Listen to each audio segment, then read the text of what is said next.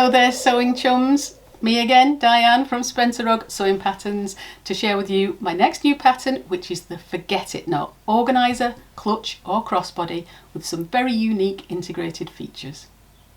Are you like me? My menopausal brain forgets half the bits I need, especially when I'm rushing out the door. So I wanted to make a super useful organiser that reminded me what should be in there, with a handy and very cute grab handle so I could take it out of one bag and drop it into another, or loop it around my wrist for quickly popping to the store, or for use on its own as a crossbody. So exactly what is this little marvel? It's the Forget It Not, a multi-option, multi-purpose, multi-way organiser for the scatterbrained like me. It's made for domestic machines, suitable for most fabrics, and the perfect unisex design. While designing this purse, I asked my Facebook group, what do you always carry with you that you'd like a specific pocket or space for? Oh my goodness, these were just the top 10. There were over 50 suggestions, so obviously I couldn't add a specific pocket for each individual item, so I made it modular with lots of different sizes and shapes of pockets. You can choose to add all of them, or just add whichever you'll use. In the end, I think I covered every one of the top 10 anyway. Here's a quick flash of the inside before the side seams are stitched together. I thought this was the best way to show you inside because it's so difficult to photograph inside. And you can see the pockets much clearer inside.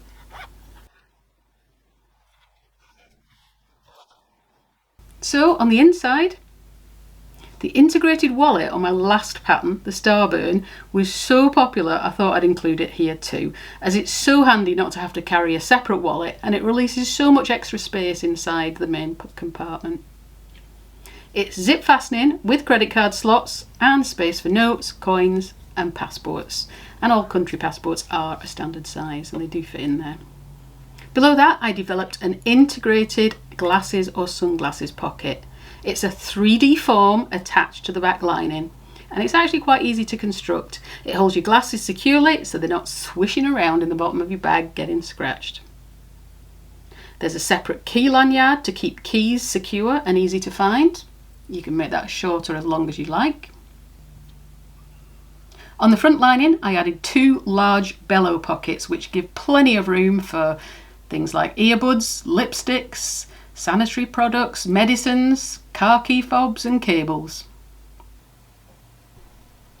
The main compartment is surprisingly large and will hold your phone, a Kindle, travel documents, notepad and pen, tissues, charging banks, a UK Blue badge, a US checkbook, and for when I get too hot, even a fan. On the outside, the bag features a secure zip top with a very gentle curve to add extra volume inside. The zip's easy to insert, there's no snipping required.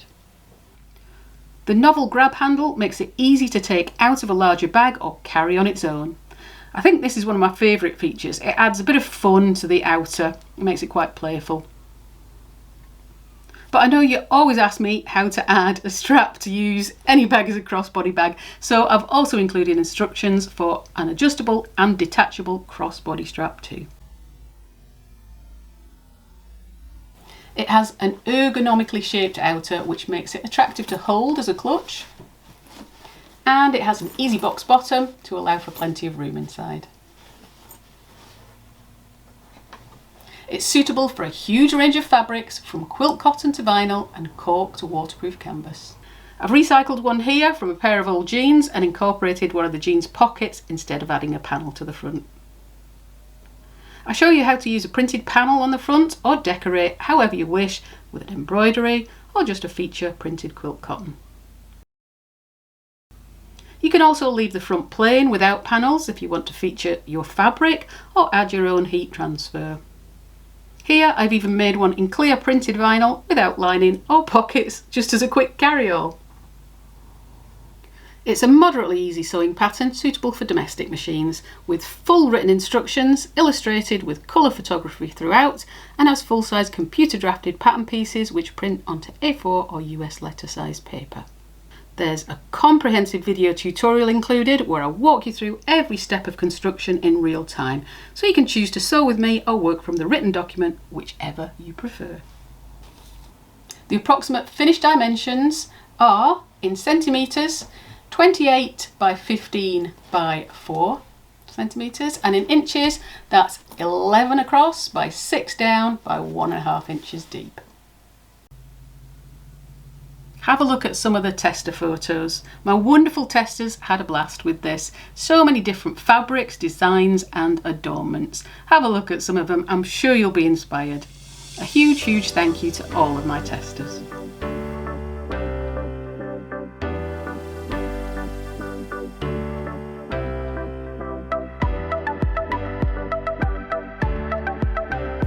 The Forget It Not sewing pattern is available now as an instant download PDF on my website or by clicking on the link below this video.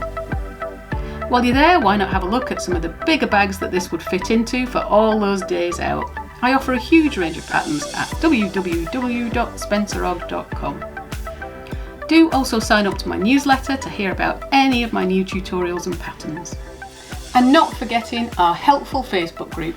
Share photos of what you've made and ask for help with my patterns or any bag making help you might need. My YouTube channel has dozens of my free bag making how-to tutorials and quick makes too, so do click the button to subscribe while you're on here. And the links to all my social platforms can be found in my bio. Are you loving the Forget It Not? Well, grab the pattern and let's go sew! Thanks for purchasing a copy of the pattern. We're just about ready to get on with the tutorial, but before we do, we'll run over a few things on suitable fabrics and notions, a few tips for the pattern, and then we're ready to go. So first of all, ideal fabrics for the pattern. It's a very forgiving little baby, this one, and you can use just about anything and then choose to add interfacing or not. So let's have a look. First of all, something like cork would be totally suitable. Waterproof canvas or cordura. So the heavier weight versions are around about 600 denier, so they're suitable for outers. For linings you'd be looking at something like 300 denier, so these are much firmer than a lining waterproof canvas. As you can see, they're quite sturdy. That one actually has a backing, but they don't always. You can see the support themselves. This one's slightly lighter, but would still be fine. Oilskins and wax canvas are great. Vinyls, different weights of vinyl are fine for this. Nothing too hugely heavyweight because it is a small item, so you don't want to get too bulky in the side seams or on the zip edge. But quite a wide range of vinyls are suitable for this. Just have a look at the firmness of them. Something along these lines is great. Nothing that's going to fall over and collapse, of course, that's too thin, but on the other hand, nothing that's an inch thick. Hopefully that'll give you an idea. Standard kind of vinyl. So those are fine, and any of those, you wouldn't need any interfacing on them at all. They're perfectly sturdy enough on their own. If you want to use cotton fabrics, that's fine too. We'll just add a suitable interfacing. So anything like a quilt cotton, denim or canvas, even a home dec weight fabric would be perfectly fine for this bag. Interfacing you want to use on it would be a Decaville light. So your medium weight interfacings probably aren't firm enough. You want a Decaville light on that, which gives it a better handle. So just to illustrate that, this is a quilt cotton with Decaville light on it, and it gives it that same kind of handle and firmness as you would get from a vinyl or a cork. So you'd get the good structure to your bag in the end. So in general, as usual, you know, have a look at your fabric, hold it over your finger and ask yourself, are you happy with the firmness in a small bag? A quilt cotton obviously wouldn't be firm enough, so just add that Decaville light to the back, even on your canvases and home dec weights, because they kind of collapse, so you want that firmness to them, so we add that with the Decaville light. Moving on to the lining fabric, just a regular quilt weight cotton is absolutely fine. We don't need anything more than that. And to that we're going to add a medium weight fusible interfacing, so something like a Pellon SF101 or a Vilene F220 or H220.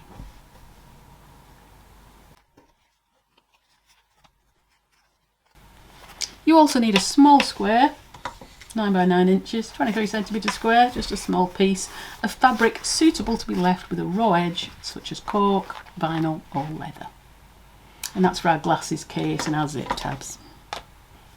Let's move on to the hardware. So onto the notions and hardware we need for this bag.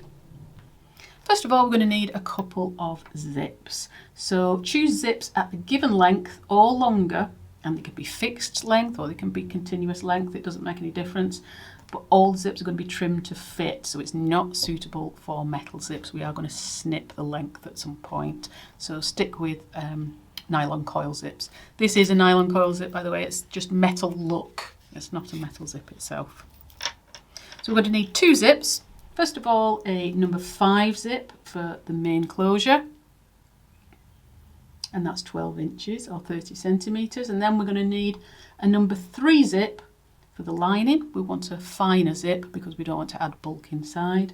So that's a number 3, again nylon coil zip at 9 inches or 23 centimetres. And you can match your lining or again use a contrast there. You're going to need a little tape or ribbon for your key lanyard. So that's to keep your keys affixed to your bag. So something 1/2 inch wide, but it can be, this is actually webbing, it's a very fine webbing, but you can use a ribbon or a leather thong, anything you have hanging around that's about 1/2 inch wide. And then to go with that, we will need 1 lobster clasp. Now I've got 2 here, that's actually 1/2 inch lobster clasp, but you can get these tiny ones as well, which actually I think is preferable if you can get hold of one. They're nice and economical as well, often used for key rings. But because it's just literally going to be holding our keys in the bag, you can thread that through no problem on a tiny one, as long as the lobster clasp is big enough, swivel hook is big enough to actually get your own personal keys on. So just double check and use the size to fit. So as I say, 1/2 inch or smaller if you can get it, and just one of those you're going to need. We're going to need some webbing for the grab handle or the crossbody strap, so you'll make one or the other. And for that I'm using 1 inch webbing, but you could also use 3/4 inch webbing if you prefer. We'll talk a little more about webbing in the tips for the pattern. All your amounts, by the way, are actually in the written document, so don't worry about catching it here. For the glasses pocket inside, if you choose to add that, we're going to need a Rivet-on magnetic snap. Just one. And of course, we'll need some thread. And I always use 100% polyester thread. This is Gutterman Sew-All. Polyester thread is a lot stronger than cotton thread for bag making. Optionally, you can add a badge. Pronged one. This is a Rivet-on one, and again we'll talk more about that as we go along. Optionally, some glue, which helps with the glasses case inside. And I use Beacon Fabri-Tac. And if you like to use double-sided tape on your zippers, then a little bit of double-sided tape too. If you can get it 1/8 of an inch, it's better than 1/4 of an inch, but either is fine. If you want to add a crossbody strap, again, we've talked about the webbing already, same webbing, 1 inch, and then you'll need matching 2 swivel hooks, 2 D-rings, and an adjuster buckle or tri-glide. So I've used 1 inch for this, so all my metal work is 1 inch for that strap. So that's everything we need to make our bag. Now just a few tips before we start. Okay, so next are your printing instructions. The pattern pieces can be found at the end of the instruction document, and when printing, make sure that you open and print with Adobe Reader. You probably already have it, but if not, there's a free download link in the written document. Print off all your pattern sheets, making sure the box actual size or 100% is ticked. Make sure that you don't have any boxes ticked that say shrink to fit or fit to page, or your printer could reduce the size of the pattern pieces. And there's a measured control box shown on the pattern for you to check before cutting. So on that first page of pattern pieces, just measure that box to make sure it's measuring correctly before you print all the rest of the pieces. So each page is marked with its description. As you can see, E1, E2. You might have 2 pieces. If you have, cut and tape them together, and it'll should be shown on there. Tape to E2, tape to E1. Very simple. Most of them are just 1 piece. Make any marks on there, such as notches. Little snip at each of these notches. Don't worry about, there's a couple of lines on here on piece E for the lining. Those are just for positioning later on. So it's just the notches. Mark those on before you start. A quick note, there is no piece I to avoid confusion with the number 1, and pieces L, M and N are little strips to cut with a ruler. They're not paper pattern pieces, and those are in the cutting chart. If you need help with opening and printing PDF patterns, I've got a video to walk you through that, and you'll find the link in the text below. Also, for a broad look at choosing suitable fabrics for bag making, I've also got a video to help with that, and I'll add the links for both in the text below. There's quite a few links as we go through this tutorial, extra things I thought you may find helpful, extra little videos, so you just need to scroll down to the text below this video. Underneath the video, everybody emails me about this afterwards, so literally you're watching the video, scroll down underneath and there's lots of text underneath with links for you of the helpful videos that you'll find, and there's also timestamps for this pattern there too. So next, a few tips for the pattern. If you're using directional fabric, it should look the same direction as the writing on the paper pattern piece. So if your writing's this way, your print should be looking the same way. So if you've got doggers on there, make sure they're in that same direction, if you know what I mean. That is the right way they should look. So if the E1's that way, the dog should be that way. Leave your paper pattern pieces pinned or clipped to your cut pieces, or you can use the handy labels that are included and just cut those out and stick those to each. So as we've discussed already, use firmer fabrics such as cork, waterproof canvas and vinyl, wax canvas, that type of thing. And you're not going to need any interfacing for this bag. You only need to use that on a limper, say less firm quilt cotton or cotton fabrics, and add Decaville Light to that. But we do need to beef it up a little bit because we want it to be able to stand on its own. There's lots of different pocket options in this bag. There's a multitude of pockets in fact, and you don't have to add them all. You can just pick and choose. Let's call it a modular bag. There's no particular one that has to be in there. You can just pick and choose between those you want to add and those you don't. I must say the glasses pocket is the bulkiest of all the pockets. I don't know if you can see it in there, but you can choose to leave that out if you want a larger compartment inside your bag. The front panel is optional. If you prefer a plain front and just one fabric, then simply cut out the outer back piece A twice. You can choose to add a grab handle or a crossbody strap. Let me grab this one. So I'm kind of saying either or because just for bulk on the side seams really. You can add both, but in terms of bulk you're better off just adding one or the other. If you're adding the crossbody strap, I suggest a 1 inch wide webbing, but you can substitute any width you want for this project. Change your swivel hook and adjust a buckle to match the width of your webbing. But keep the D-rings at 3/4 of an inch as stated, because we want those to still look small and neat on the bag. On to your choice of webbing. Now I always recommend cotton or nylon seatbelt webbing. This is nylon seatbelt webbing and this is cotton webbing. And I think they give a much more professional look than a polyester webbing. It is totally personal choice, you can use any of them. But this is polyester webbing, and one of my issues with polyester webbing is it creases, and you can see what that's doing. It's also kind of shiny looking. To me it looks a little more like industrial strapping. Obviously it's a lot cheaper than these two, than the nylon or the cotton, but I just feel if you're going to put the effort into a bag, I just feel that these elevate your bag a little bit more. So you see the nylon seatbelt webbing and the cotton do look a little more sumptuous, shall we say.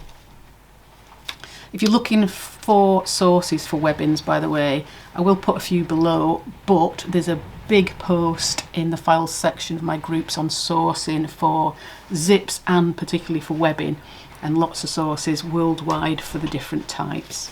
So do head over there and have a look. Again, I'll put that link in below.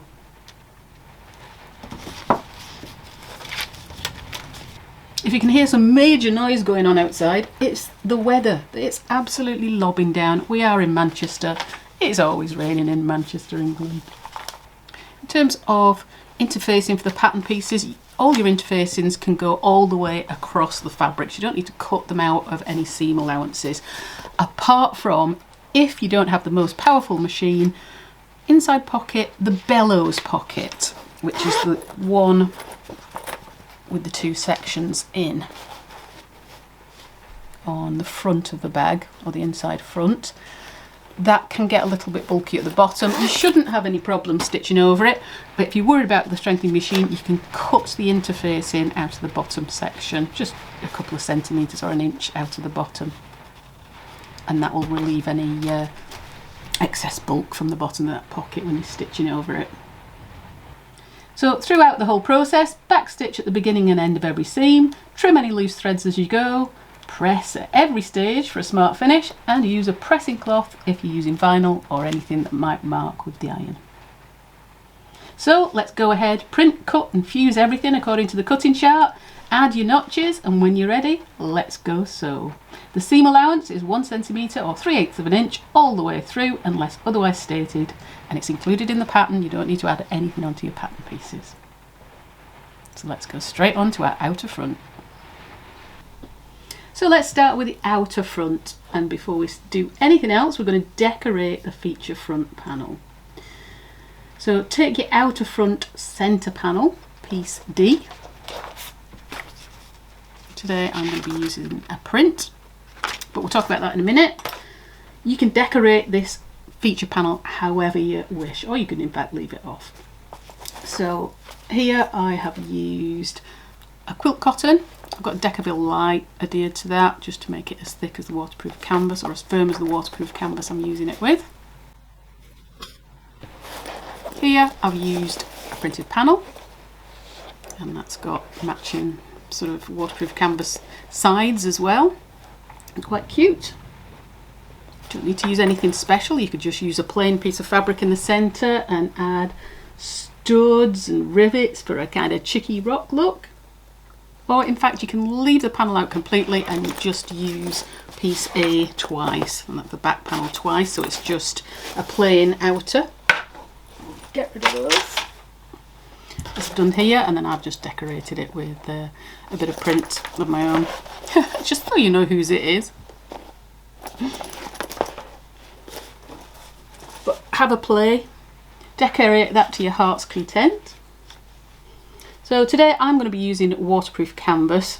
Just to let you know, I thought I'd be really brave and use a really light colour one, and I'm going to use red stitching so you can see it. That is brave with my top stitching, I tell you. But then I've cut it all out and I realised you can't tell the back from the front, so I put stickers on the back, so wrong side. So when you see them, that's why. So this is my waterproof canvas printed panel. You can get these in waterproof canvas and you can get them in vinyl. This one's from Custom Textile Panels UK, but printed panels are widely available now at a very reasonable cost. There's a few links below for sources in different countries. Obviously I won't keep repeating myself every time I use something, but the links will all be in the text below. No need to email me. I sometimes get a bit swamped with emails if you like something, and I don't always have a source in every single country, but there always is one. So the Facebook group is the place to go for help and advice too on location and where you can get your specific sources. So if you're looking for anything local to you, just ask the question in the Facebook group and say where you're from, and there'll be lots of people that will have some answers for you. So if you are using a printed panel, centre it across the piece, fine, but when you are positioning it here, just remember that we have a little step out at the bottom which becomes the base. So centre that. This is the back panel, but which you can use as a guide. this is going to disappear, this bottom part. So you have your seam allowance, you'll have your seam allowance here. So basically you're going to centre it between the bottom notch and the top rather than the bottom of the panel and the top. So just bear that in mind, that that bottom couple of centimetres or 3/4 of an inch is going to disappear.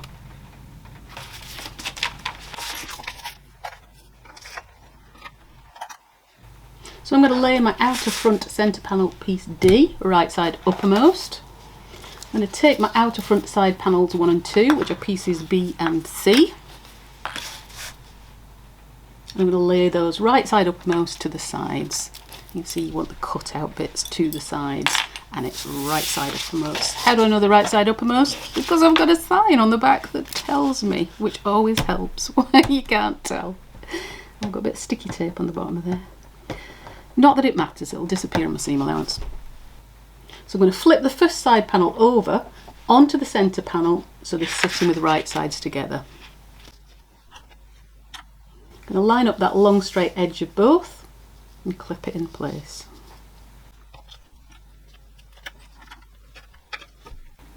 And then I'll stitch that with a 1 centimetre or 3/8 of an inch seam allowance. And before I forget, I'm using red sewing thread, which is 100% polyester. I've got a Microtex needle on my machine purely because I'm using waterproof canvas. My stitch length is at 2.6 and I would make that longer for top stitching.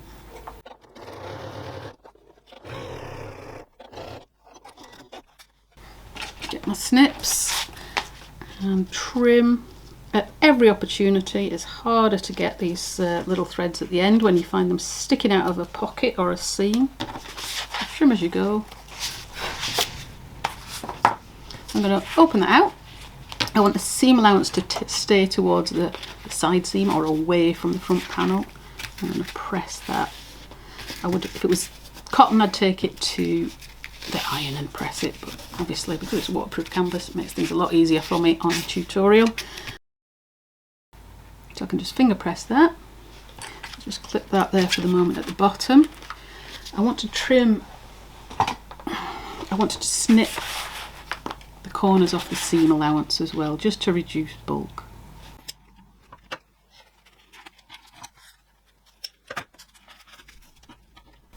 So let's do the same with the other side panel. So flip that over so it's right sides together. That terrible handwriting. I can hardly write anymore. Too much using the computer to type. My hands have almost forgotten how to handwrite. Okay, so let's stitch that.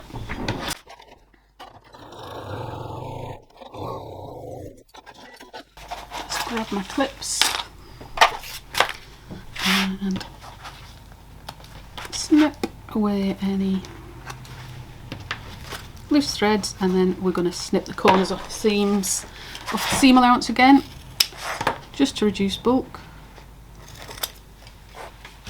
and press open either at the ironing board or finger press if you're using vinyl or waterproof canvas.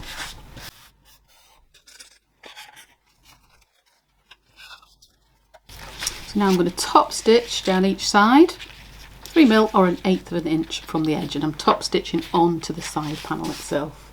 So that'll hold my seam allowance back in the right direction and I'll hold my side panels out nice and flat. If you're worried about top stitching perfectly straight, do what I do and use a blind hemming foot.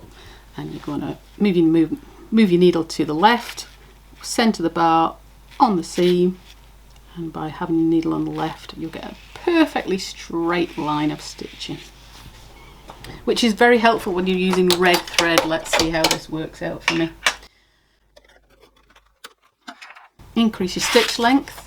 I'm actually not going to increase the stitch length on this because it doesn't really like a long stitch length, this fabric, and it starts slipping. So I'm going to leave it as it is.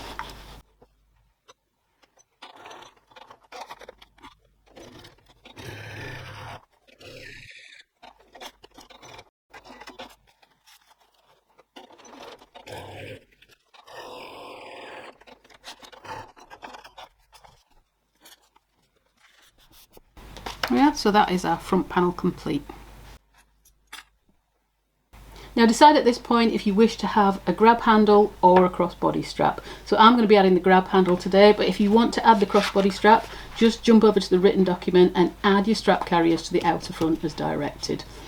And then we're going to place this piece to one side. We're finished with that outer front now.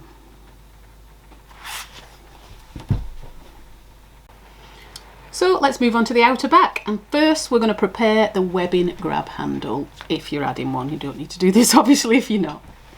So I've gone ahead and cut my specified length of 1 inch wide webbing. The measurements for all these are in the written instructions, of course. I'm going to seal the ends just briefly with a lighter. You don't need to. It just, everything helps. There you go. And then I'm going to draw 2 lines on the webbing. So grab some chalk and I'm going to draw 1 line at 3 centimetres or 1¼ inches. Move that down so you can see it.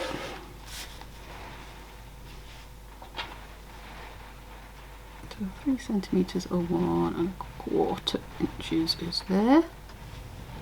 And another line at 17 centimetres or 6¾ inches. So 17.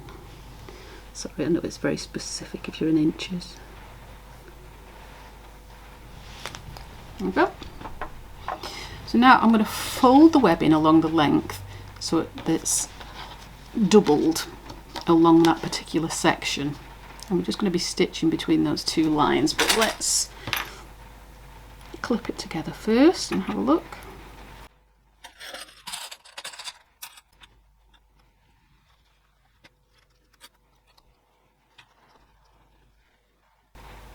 So I'm now going to stitch 3mm or 1/8 inch from the edge. So not the folded edge, the edge where I've brought the 2 sides together, and that'll hold the folded section in place.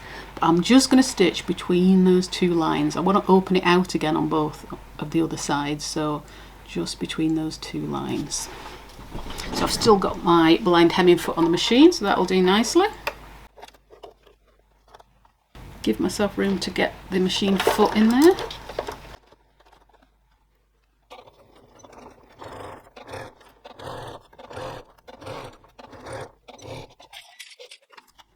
Trim that up. Take my clips off and I'm going to open out the ends again. So I want those ends to be able to sit flat on the bag. Makes a nice little handle, nice little firm handle. So grab your outer back. Let's move these. So this is my outer back, piece A. I want to place that right side uppermost. How do I know it's right side uppermost? I shall amuse myself with that all through the full tutorial. Grab a ruler or a quilt rule. So the outer back is right side uppermost.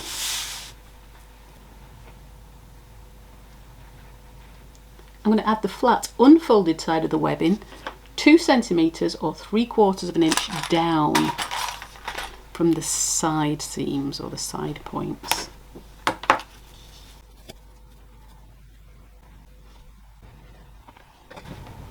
Now I'll grab some double-sided tape to help me with this. So we're 2 centimetres or 3/4 inch down from those side top points. I want to leave a little tiny bit of hangover here, about 1 centimetre or 3/8 inch, because that will give me an extra strength inside the bag. And then I've got my folded section lying outside up here somewhere. I'm going to grab a bit of double-sided tape because it will help.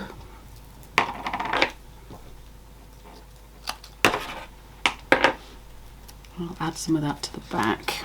I'm just going to add it to this, is that the left hand side, to this left hand side section, because we're not going to stitch all the way across.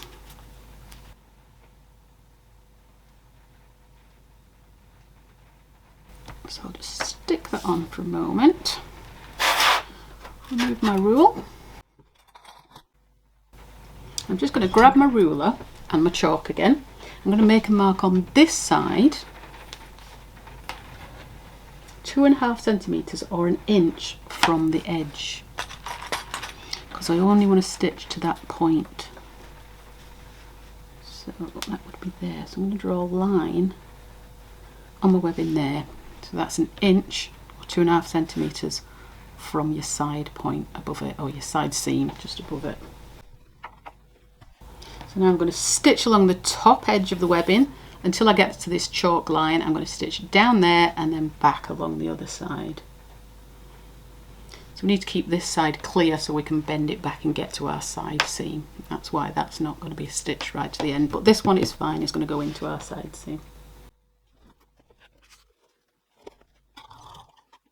Again, I've got my blind hemming foot still on the machine, which is very helpful.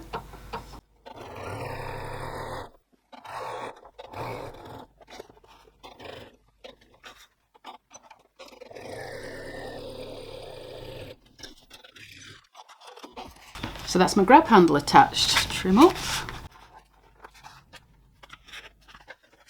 Yeah, and you can see, rub that chalk off, you can see I've just finished my stitching there, well short of the edge, so that I can get my side seams stitched later without getting that caught in it. So next, just to position that grab handle in place, I'm going to flip it over so it's almost upside down, and then I'm going to pull it round so it meets the edge on the other side. It meets the side seam, what will be the side seam on the other side. I'm going to position that so the free edge of the webbing is 4 centimetres or 1.5 inches above the bottom corner cutout. And again, I want 1 centimetre or 3/8 of an inch overhang, just like I've got here, just a little bit, so I've got some extra strength. So what does I say, 4 centimetres? You double check. Just there. So let me clip that in place. So just to show you that again, we flipped over, we had our big length here, we flipped that over so it was right sides together almost, folded on top of itself, and then we've pushed that handle round because we want this side caught in the side seam, but we don't want this caught in the side seam. So just to check it's sitting nicely, you can pull it back.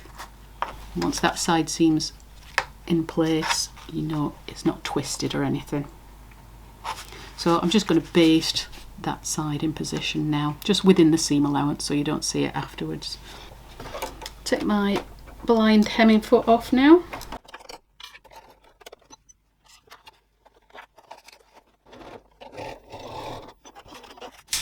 Yeah, so that's stitched in place.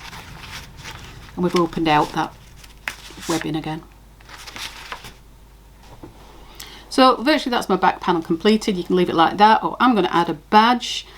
These are little Rivet-on badges, so I'm going to add some interface into the back or a little bit of stabilizer just to give me a bit of strength as a base for that badge. These are acrylic badges from Prym Precision. They're not metal, but you can get small quantities logoed up, so I'm going to put that on there. And I'll just head to the ironing board to put some stabiliser on the back first. So my back's complete. I've stuck a little bit of interfacing onto the back and positioned my rivets for my badge. Just drop that on.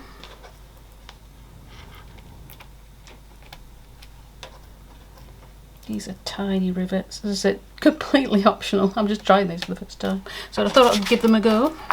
I've positioned that 3 centimetres down, or what's 3 centimetres, 1.25 down from the strap, but wherever you'd like it. My machine's in the way. Move it out. Cute.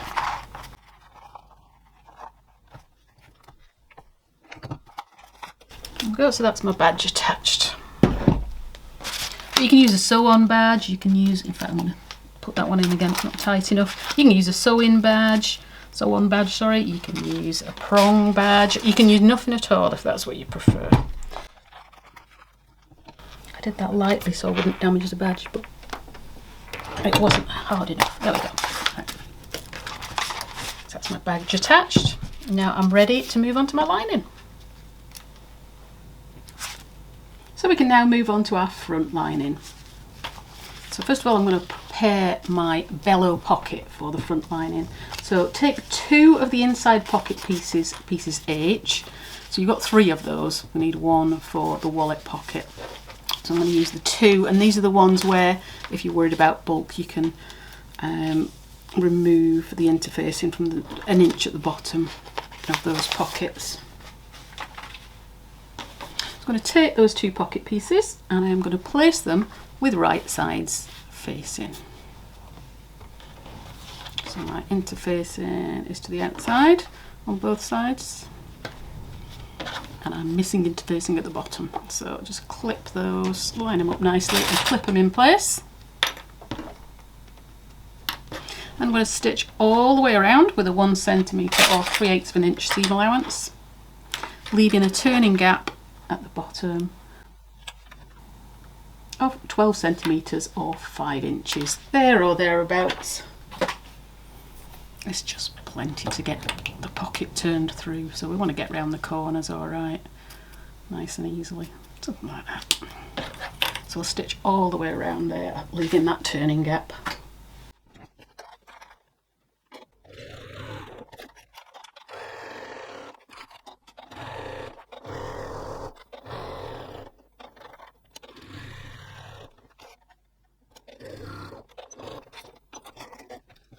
I'm going to trim the corners just to reduce bulk.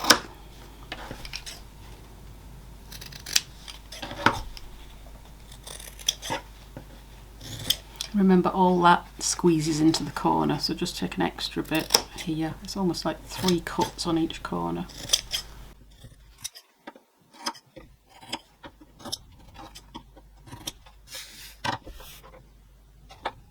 Trim that up or I'll end up with it sticking out.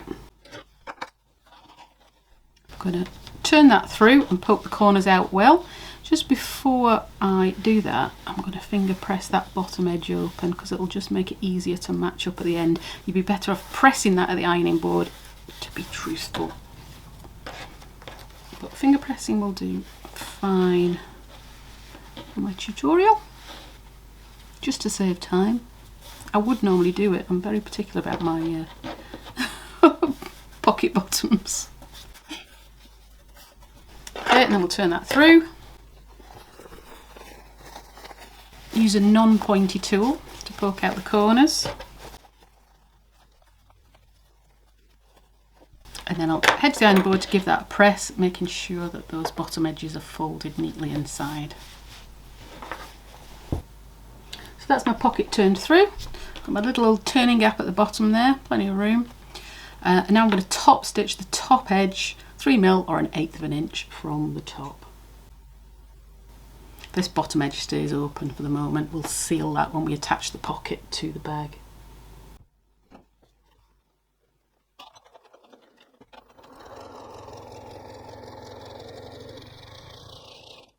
I've got to the end of that row. Just as an aside, you can add more than 1 line of stitching here.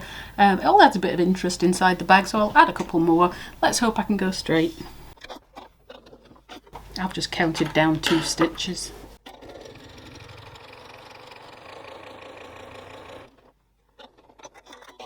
No, I've just added 1 more line of stitching, but carry on, do as many as you want. All adds interest, as I say, and remember, there is no top stitch inspector, so even if it's not straight, nobody's gonna be in trouble. There's not much room for a sew-on branded label in this bag, but if you did want to add one on, you can add one onto this, but keep it to one side of this pocket because we're going to stitch down the centre. Now let me grab a ruler and some chalk. I want to draw a line centrally running from top to bottom.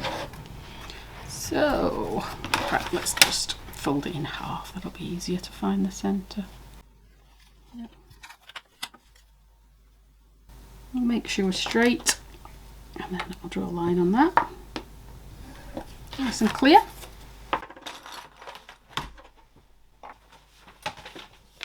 And then I'm going to take one of my lining pieces each. They're both the same at the moment. I'm going to take one of those. Place that right side up. I place my pocket right side up on the top. And I'm going to place a ruler on top of my lining piece between the two notches. And I'm going to centre that pocket along the ruler. So between the notches, either draw a line or place a ruler between the notches and centralise that pocket. I'm just going to add a pin to hold it in place for the moment. Make sure you've got that top stitch edge to the top, and then I'm just going to stitch down that central line, nowhere else.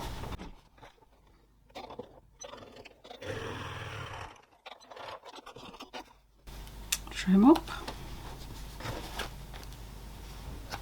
I always put trim at the back, and you're never going to see that, are you? That's over trimmage, that is. Yeah. Wipe that off. See, look at those massive pinholes. Those pins were far too big.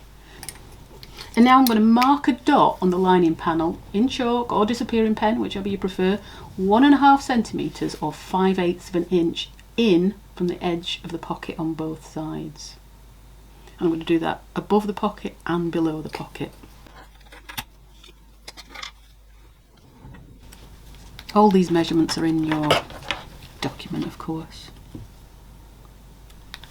Just so I can see it. So there's my dots, just slightly in from the edge, top and bottom, on both sides. So now I'm going to grab some pins, definitely, because this is a tough one to keep your fingers on, or to keep clips in.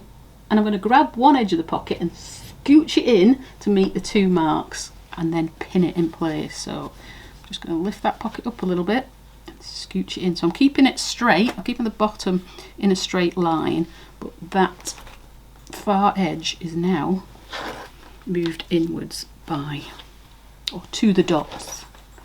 Pin that in place, I'll just show you that. So all it means is we've got a gap, a little tunnel in the pocket there. So I'll do the same on the other side. Scooch the pocket into my dots. God, that pin's even bigger than the last one. Where did I get these things from? Maybe it's time to fork out on some new ones. I hardly use pins anymore.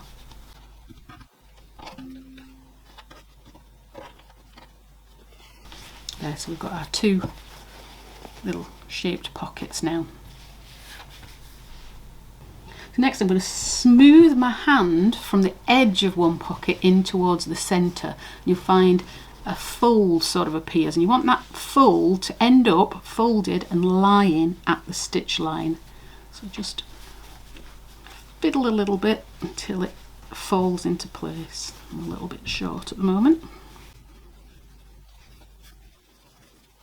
And you can see now why we said you can cut the interfacing out at the bottom just on this pocket, because you get a few layers at the bottom.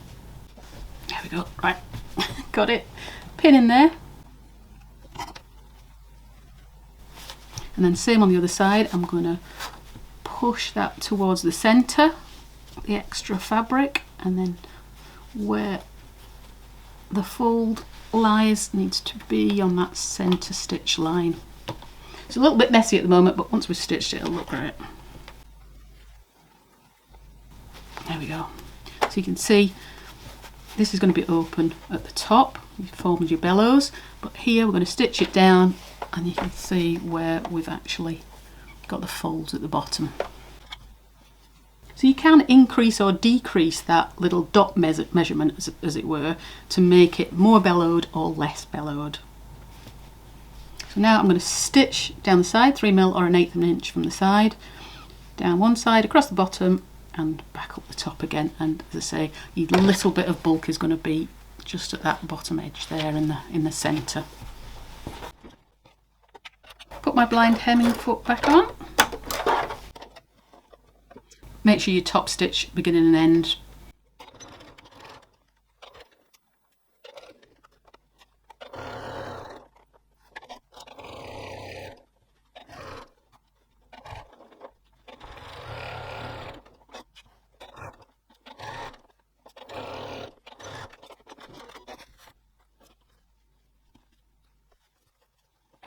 So there we go, scratch out those pinholes.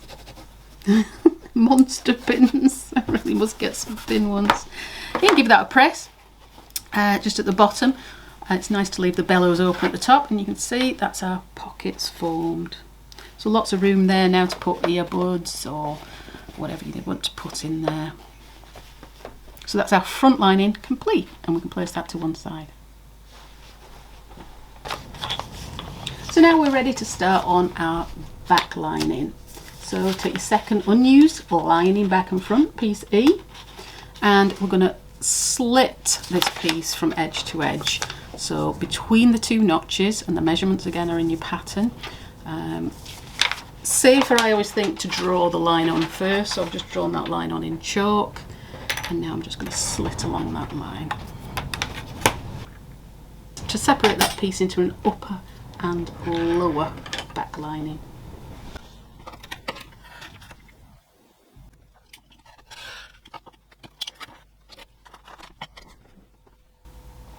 So there's my upper and there's my lower back lining, and I'm just going to work on the lower back lining first. So I'm going to take my glasses pocket. So again, this is optional, remember, you don't have to add it if you don't want. I'm going to put my upper back lining piece to one side for the moment. Let's put that over there. And this glasses pocket accommodates a wide range of regular size reading glasses and sunglasses, but you can print it off at say 105% to make it for larger sunglasses if you want to, but it does actually hold quite a wide range as it is. Just a tip here, this pocket shape can be changed easily enough to accommodate a specific item you want to put in it. You can make it into a rectangle shape for a phone, or a small rectangle for a car key fob. You can play around with that as much as you like. Because it's raw edged, we don't need to worry about seam allowances or turning it through or anything. So you've got two pieces of the glasses pocket strap K and one piece of the glasses pocket J. Now take your two pieces of the glasses pocket strap and glue them together, wrong sides together. Now I've already done that just to give the glue time to dry. And we're going to take the glasses pocket piece J, and we're wrong side uppermost, glue a reinforcement circle of the same fabric, of your cork or your vinyl, whatever you're using, onto the back of that, just to give it a backing or a firm backing for the clasp to go on later. That can be any shape you want. If you're worried about where you're going to put your clasp, you can make it into a larger piece. You could even double over this piece as you've done with the flap, but it does add more bulk to the bag. Remember, this is a small bag, and that's why I've done it single. You could even make this single as well and just add a dot to the back if you're worried about bulk. But those are our pieces prepared. I'm going to flip them both over to the front. Which one do I want as the front? That one. And I'm going to top stitch on the pocket the long curved edge, and on the flap I'm going to top stitch all three sides apart from the top straight edge. 3mm or 1/8 of an inch from the edge.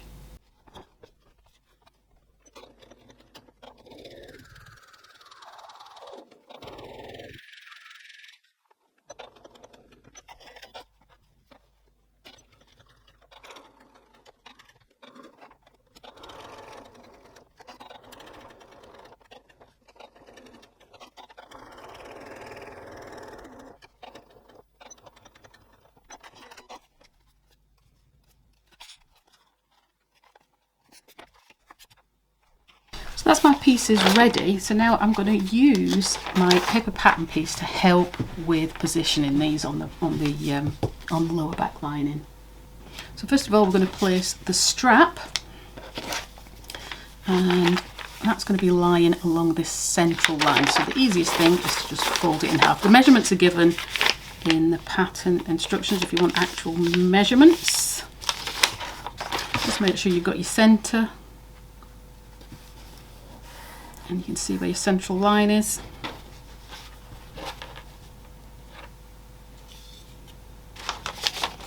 And then I am going to position that along the bottom. And see where that is. And then my strap is going to go centrally along that line. As I say, there's measurements within the pattern if you want the actual measurements. How am I going to clip that in place? With a couple on the side, I think.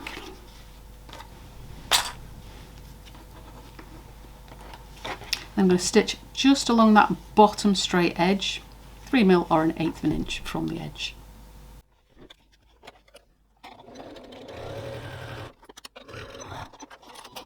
So that's my flap position, that will come over as such. So that's the back of the flap. If I didn't say that, like the back uppermost, if you've got just put a dot on the back.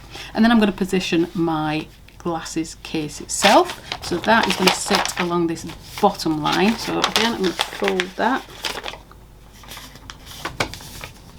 to give me a position. That's harder to see, isn't it? But you can just clip it on the edge there. You can see it on the edge, or you could cut your pattern piece at that point, or you can use the measurements given. Just clip that in place so I can see it for the time being. And that's going to sit centrally along that line. And that's the bottom line on the pattern piece. As I say, the measurements are given in the pattern. I'm going to measure that just to make sure I am central, because I'm not sure I am.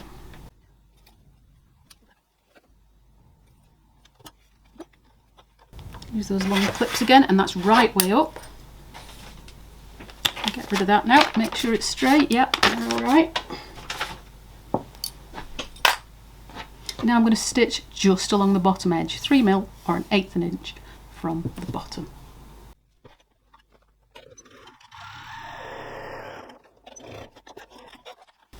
So that's now attached. So you see that's going to come over and we're going to fasten that there. But we want to make this bow out to receive our glasses. So I'm going to get my pen again, and very similar to what we did with the bellow pocket on the other lining, we're going to draw a mark or make a dot. How far in?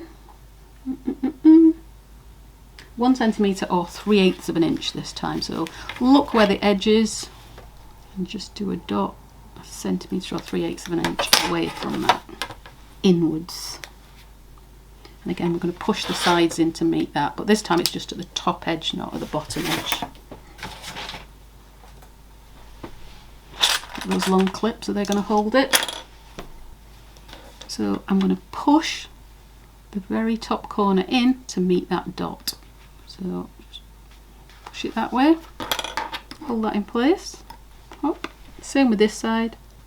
So it's just the top edge this time, not the bottom edge as well. That's already held in place. So you can see how that's made a nice bow in the front, ready to receive your glasses. So take your own glasses and drop them in, whether they're sunglasses or the glasses. Oh look, I've got yellow glasses that match, and just drop them in there and make sure they fit nicely. So there's plenty of room in there for my glasses. You can move that out and make it flatter. You can move it in more. I wouldn't suggest moving it in more because it tends to sort of bag out into the bag, but you can certainly move those outwards slightly, make it slightly flatter if your glasses are smaller. So now I'm going to stitch those two side edges, again 3mm or 1/8 of an inch from the edge to secure.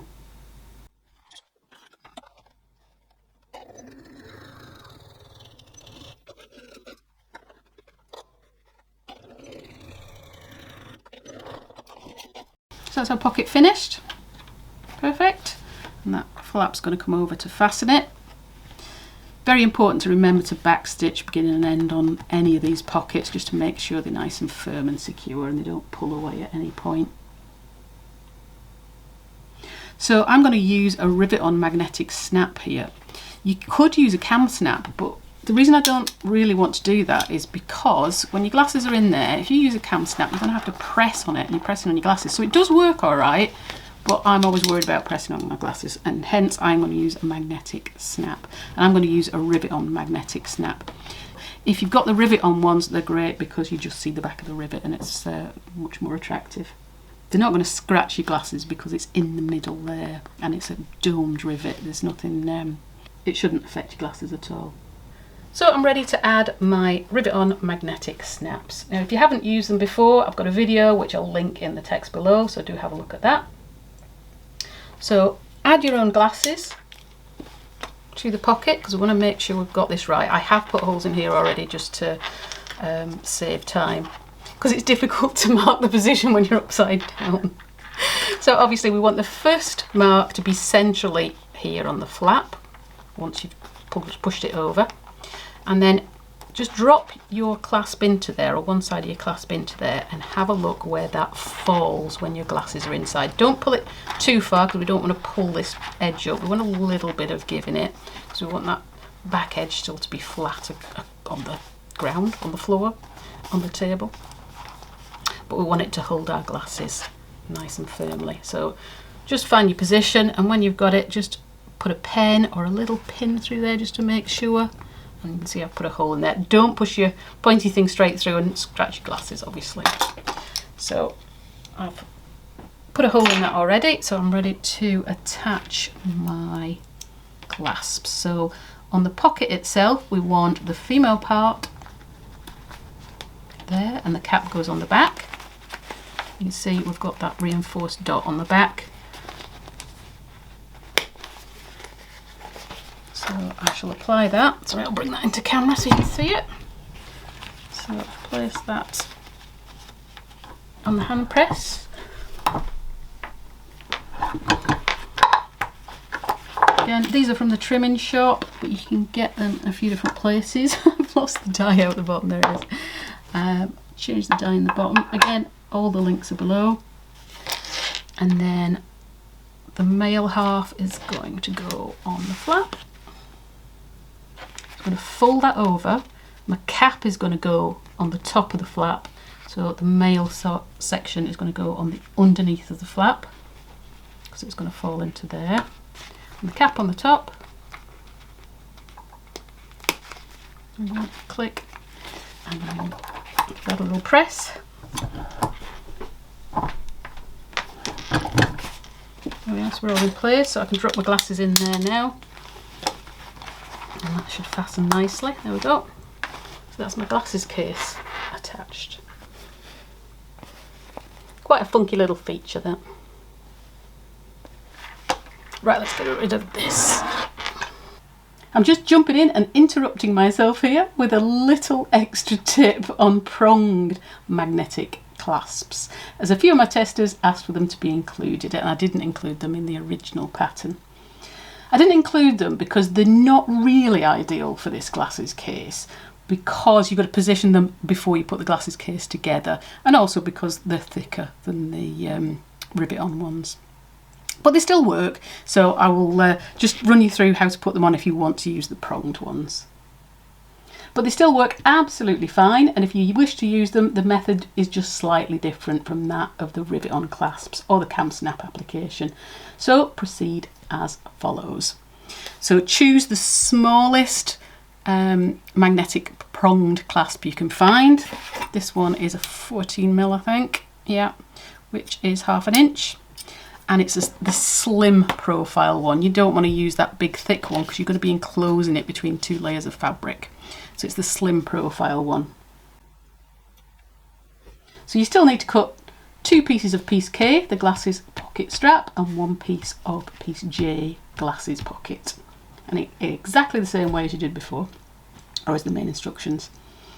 You still want 1 reinforcement circle in the same fabric as the outer, but this time we also want 2 little circles of a heavy stabiliser such as Decaville.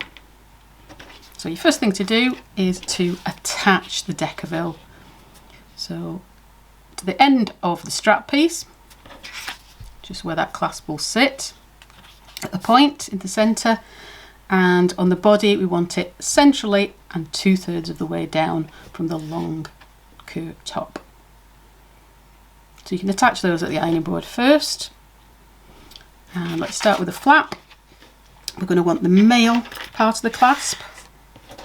I'm going to apply that now. So you want the male part of the clasp through the outer, so you can see the right side of the fabric, and the prongs are coming through to the back. So I'm going to attach that here. So on this one I would definitely push the prongs to the inside, because if you want to stitch around it you're going to need as much space as possible.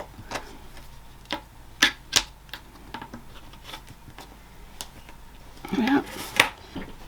And then is the time to glue your pieces together, so I won't do it now, but basically add plenty of glue on there and glue your 2 pieces together, and then the side where you don't see your clasp is the front of your flap, and that's the back of your flap.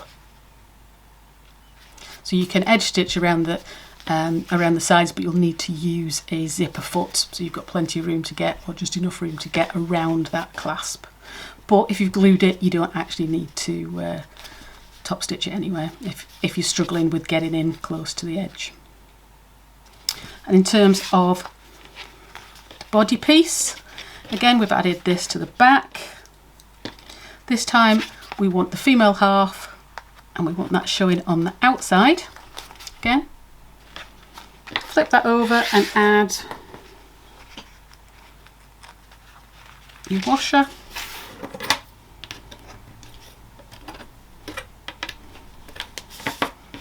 And then we want to protect our glasses, so you need to glue your little reinforcement piece over the top, or you could cut a larger one and stitch around it, whichever you prefer.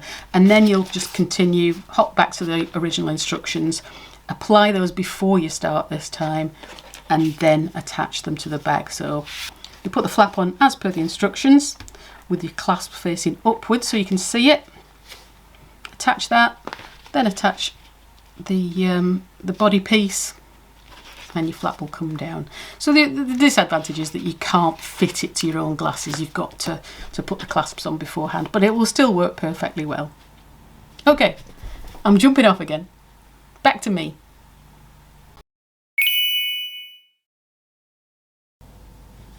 So while you enjoy your little glasses pocket moment, this is the perfect time for a tea break. And I've just got my little helper bringing me a cup of tea right now, and I have a secret stash of today's biscuit. Oh, yes, I know, they should be Oreos, but they're not. They're those copy ones from Lidl, Aldi, wherever they're from.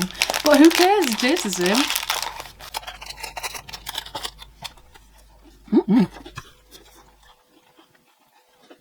So I developed this glasses case idea because I thought it'd be really good for any bag, really. You can try it on anything. Obviously a bigger bag is going to be great on, and the shape and size I've developed so it does fit a huge range of glasses in. It's not going to fit a massive extra large pair of Gucci sunglasses, but it is going to fit most regular glasses and sunglasses. But as I say, you can print it off bigger and it'll fit bigger sunglasses, but you can see there's no problem with a regular pair of sunglasses. There's loads of room in there, whichever way you want to put them in.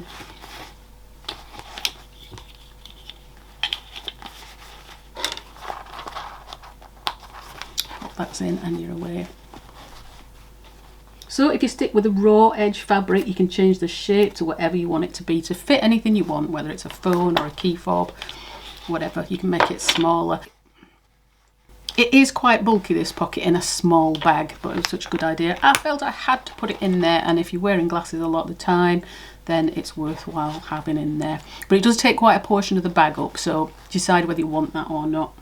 You could also just have a flat slip pocket there as well, whether it's in the raw edge fabric or whether you want to make another turned through pocket and just put a little flat slip pocket on there if you prefer. Right, back to my biscuit. Hurry up with my tea!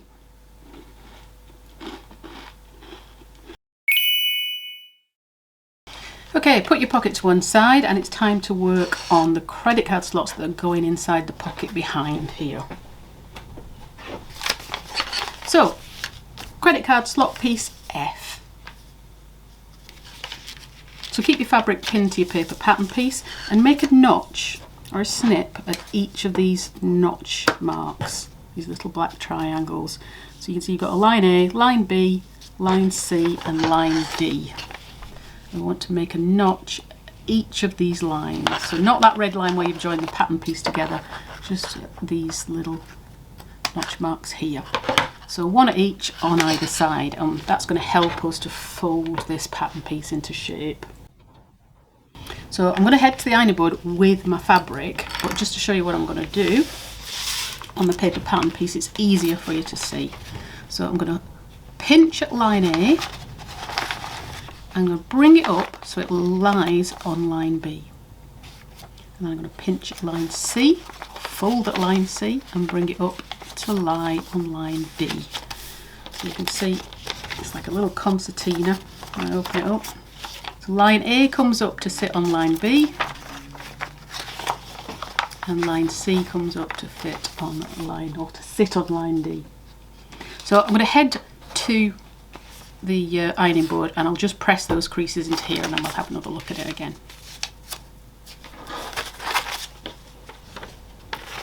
So there we are, I'm folded and pressed. So you can see I've folded line A up to line B, just here, line C up to line D, and I'm left with a nice little credit card slot unit to put my cards in. If you want to double check your height of that, you just double check it against your card slot sides. Pieces G should be identical to the height of those now. You've still got time to fandangle them if you need to. So I'm going to top stitch the top edge of each of those credit card slots. So this is those two lower folds. So just hold the others back and top stitch 3mm or 1/8 of an inch from the top.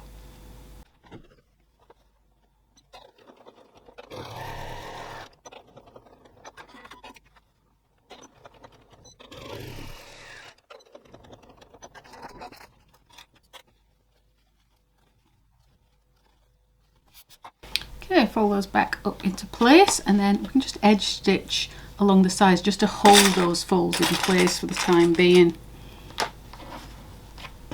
Bib and braces kind of thing. Just stitch within the seam allowance so you don't see it afterwards. We're just basting it.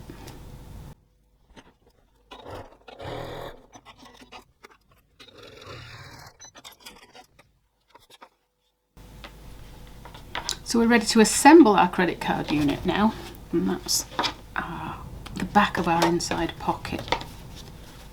So grab your credit card slot sides, or card slot sides, pieces G, so you have 2 of those, and lay those to the side of your credit card slot unit.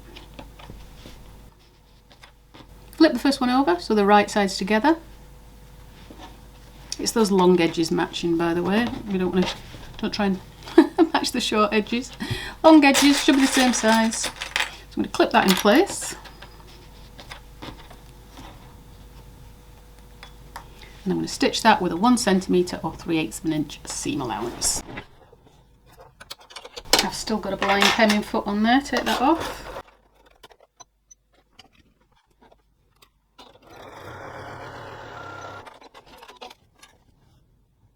Just going to open that out, keep the seam allowance pressed away from the central unit.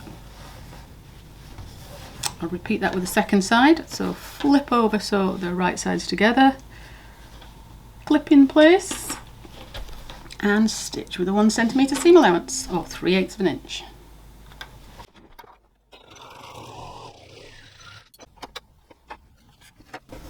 I'm going to take that to the ironing board and give that a quick press open.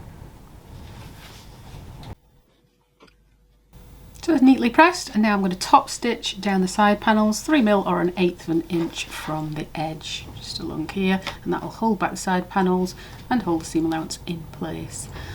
You can do a couple of lines of stitching if you want to.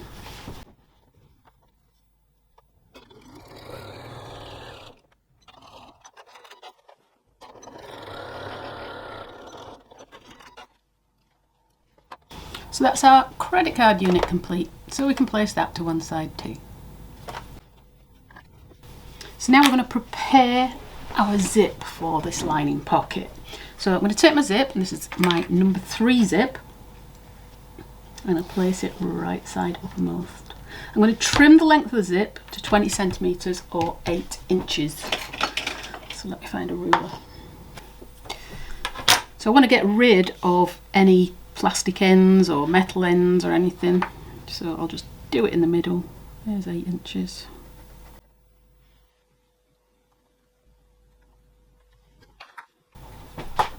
Cut that off. Make sure my zip puller is within the 8 inches before I pull that off. No, I've got my old scissors today with me for cutting zips.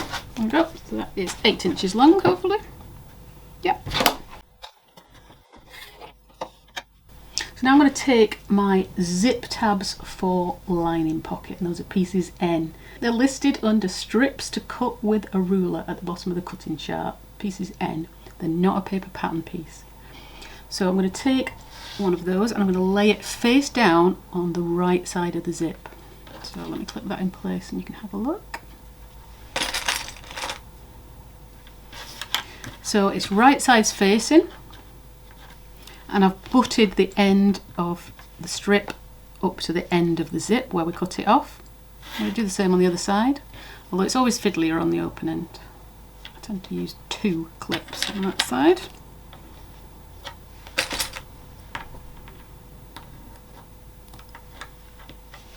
And that should still measure 8 inches. So I'm going to stitch each short edge with a 1 centimetre seam allowance. Sometimes that side, the open end, is easier to do from the back.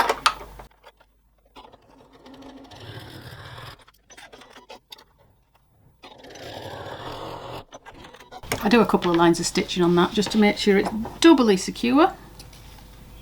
Trim any bits off. We also want these tabs to be exactly the same width as our zip. So I'm going to press it open, but let me just trim it down first so you can see it's wider. It depends, I've made them wider because I don't know what width of zip. I may tell you to use a number 3 zip, but then you'll use a number 5 and the tabs won't be wide enough. So there we go, that's why they're wider. So you can use a different size zip if you want to. So if you're using a number 3, you're going to trim them down a tiny bit just so they match the width of the zip.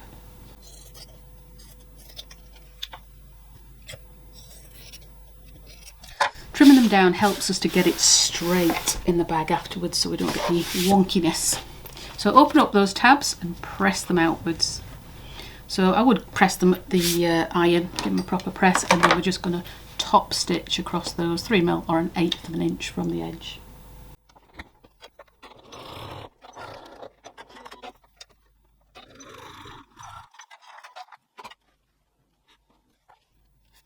So that's our zip ready, but we want to mark the centre of the zip on both sides. So we don't want the centre of zip and tabs just in case you've cut one of the tabs shorter or you made one of the seam allowances different. We want the actual centre of the zip. So line up the 2 edges here where the zip tabs are seamed onto the zip and make a mark on your actual half zip folded in half. So I'll use that. There we are. So now we're ready to construct our back lining pocket. So I'm going to grab my lower back lining again. So that's the one with my glasses pocket. Open that glasses pocket, kind of push that flap out of the way or push it in. It kind of gets in the way a little bit. You might even want to fold it over. You'll get there. So I'll do this upside down so you can see it a little better. Make sure you've got a mark on the centre of your lower back lining because we've lost that as we cut it off. Maybe there. So we've got that right side up, and then we're going to lay the zip right side down on top with the puller to the left when closed. So I'm upside down, it would be that side. Okay, so puller to the left when closed, right side down on top, and we're going to line up that top edge of the zip with the top edge of the lining. So your first point to match up is that centre point there. So centre point of the lining with centre point of the zip. So clip that in place. So as I say, that glasses case does get in the way a tiny bit, but you can just work with it, push it down.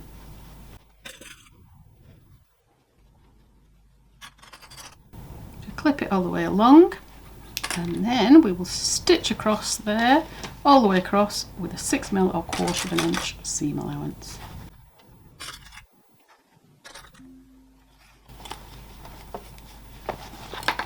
So push that pocket out of the way so you can see it properly.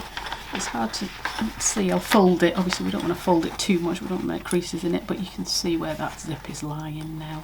Just keep that flap out of the way as you're stitching. And stitch across there with a 6mm seam allowance. I've put a zipper foot on my machine already.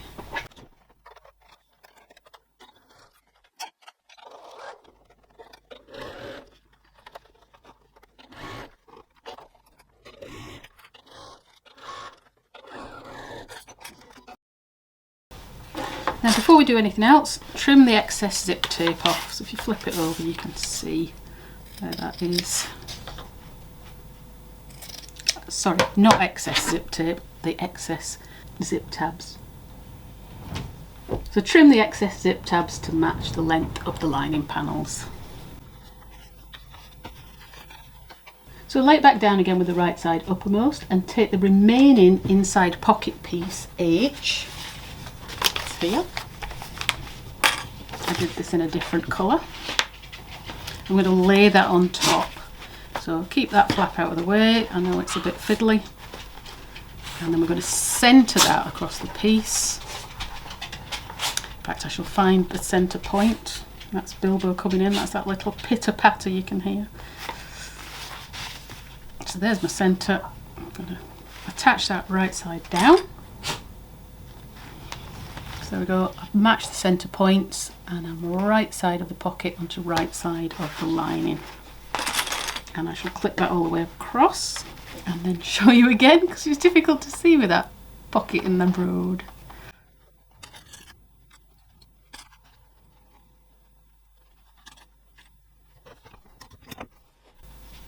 So we've laid that pocket piece face down on the back lining again. Zip sandwich between the two, and now I'm going to stitch across the top with a 6mm or 1/4 inch seam allowance all the way along from edge to edge. I'll do it from that side so I can see my original seam allowance. I'm going to flatten out that pocket underneath.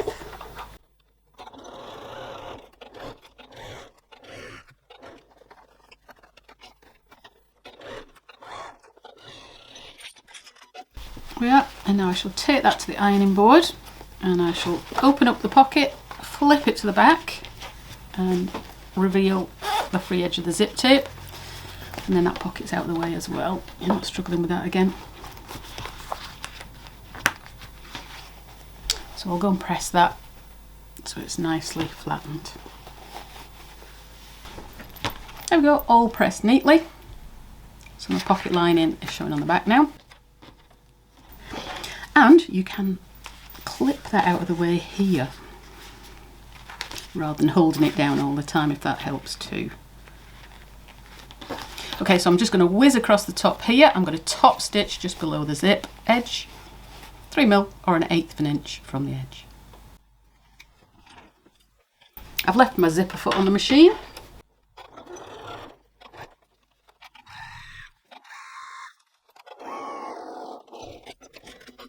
I have to take the clips off anyway to get my top stitching, and I'll put them back on now. Like, trim up.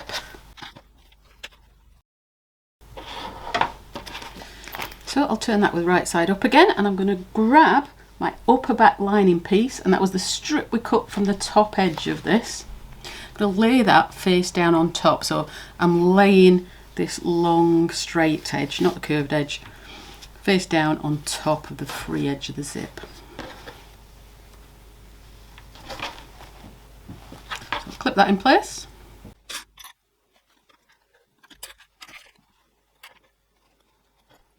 I'm still going to have to take those clips off, they are getting in the way. Just keep that tucked down. You could even shove it inside the case. Anything that keeps it out of the way. Put a bit of clear sticky tape on it to hold it down.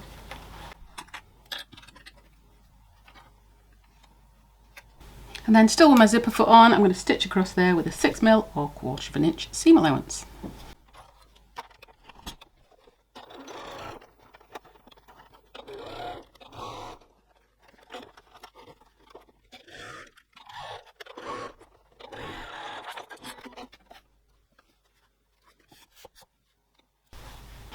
Okay, so that's attached, so I'm going to flip that over to the wrong side. So your glasses pocket needs to now go underneath. So we're looking at the right side of the pocket piece.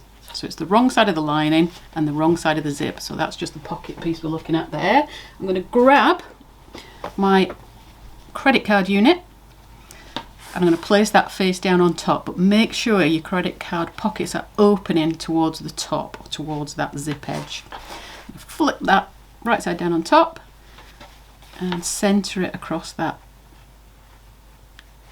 top zip edge. So we want to line up the sides of the pockets together too. Clip that in place.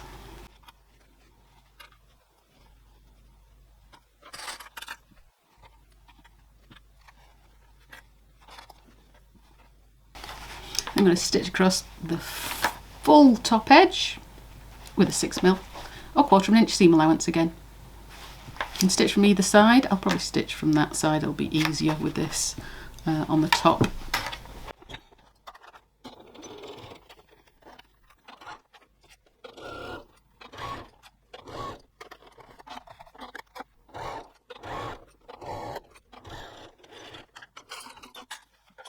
Trim up, and then I shall head back to the ironing board and press that open. So I'm just going to lift this section so my pockets are staying down towards the bottom of the bag.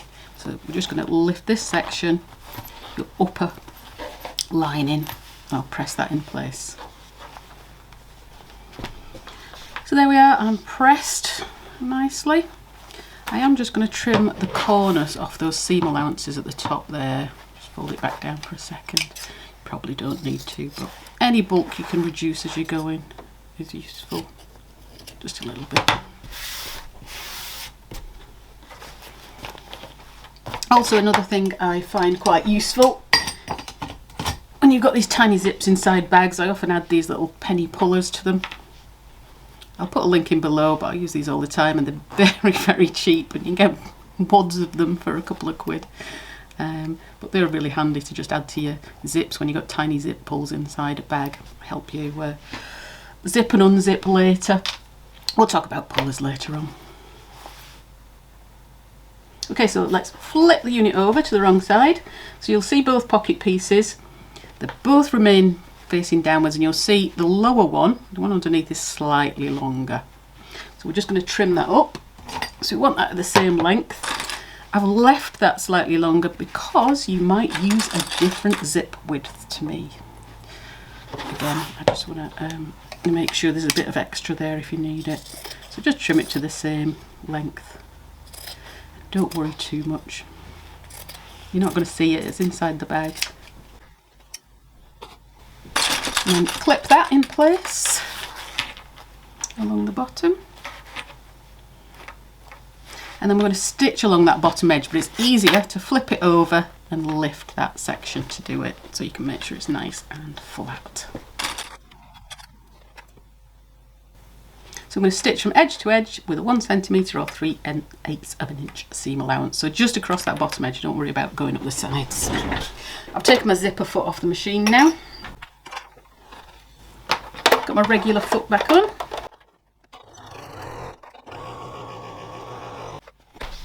So there we are, we stitch across the bottom. I'll take these clips off now. Pull that back down, and now we can top stitch this top edge just above the zip. So edge to edge, 3mm or 1/8 of an inch from the zip, from that seam where the zip is.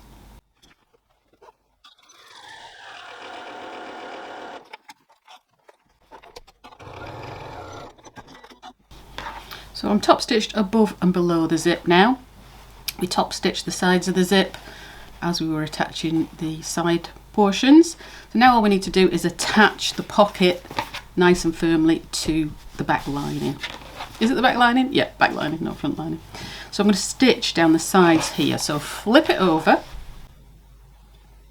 and working from the wrong side, start at the top stitching at the top and stitch down the sides of the pocket. So you're stitching now through pocket and through lining. And with a 1 cm or 3/8 of an inch seam allowance from the edge of the pocket.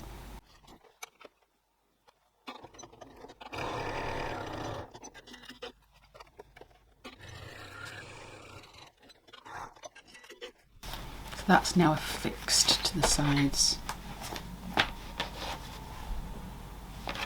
Trim up, and that is our back lining complete.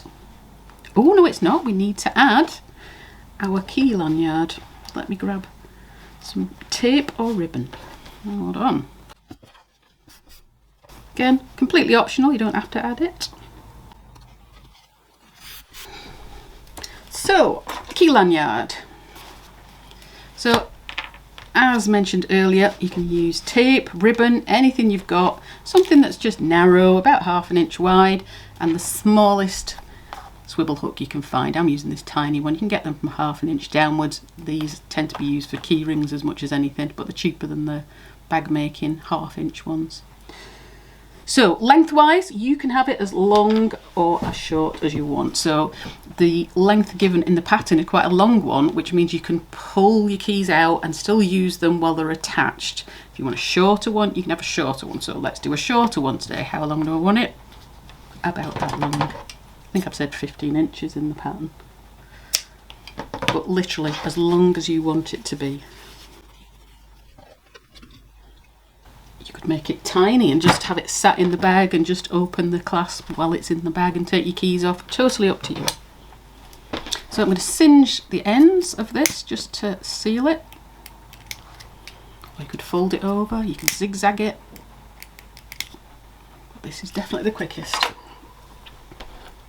Thread it through my swivel hook. Fold back about 1 inch. You can fold it under again if you want to, but because I've singed it, it should be fine.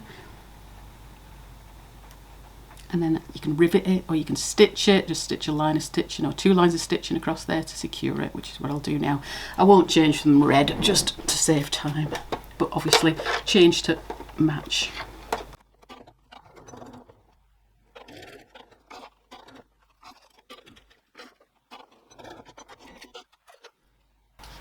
The dangers of using red thread when it really stands out on a black background. Cutting corners, you see. So there we go. It's a fix anyway. Not the prettiest, I must say. And now we're going to attach that. We're just going to baste it to the bag itself.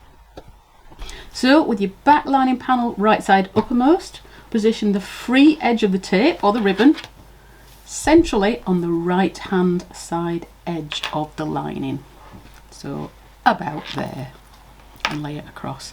You can have it either side to suit you. This is the side, so my zip's going to open this way, so my keys are going to be tucked inside. If you prefer to have them this side and pull your keys out that way, totally up to you, but I'm thinking tucked inside the bag.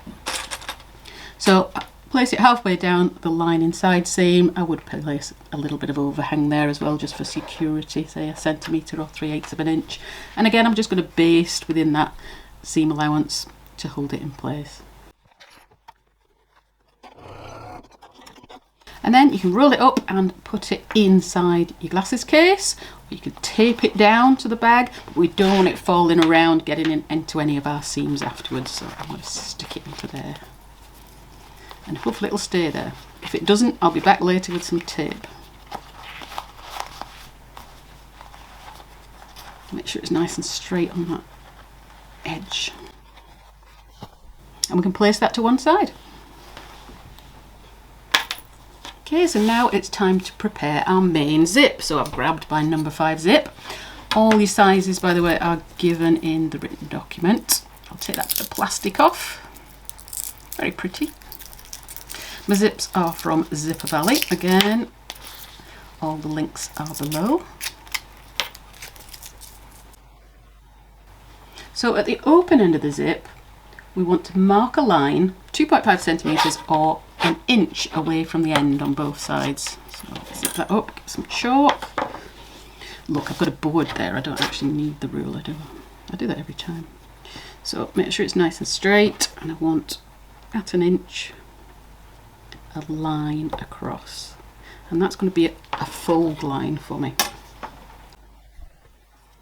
So at this mark, I want to fold the zip tape at 90 degrees so that the teeth angle outwards.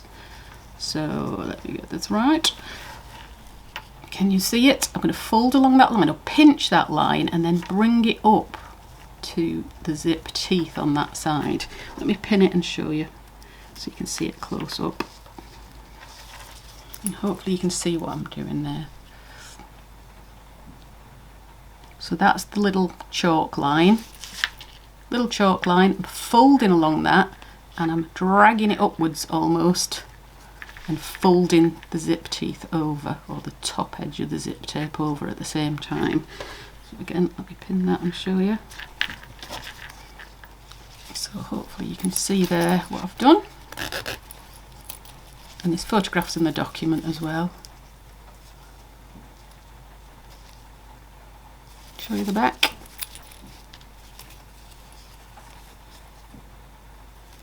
So we're literally just bending it round. That's all there is to it really.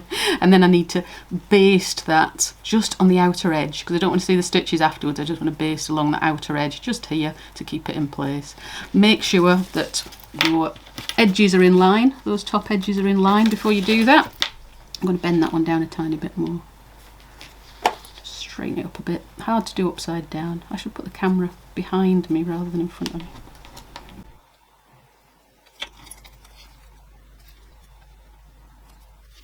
Yeah, so we're both lining up, so I'll just baste those on the edge. It is easier with a zipper foot on, and of course I haven't got one on.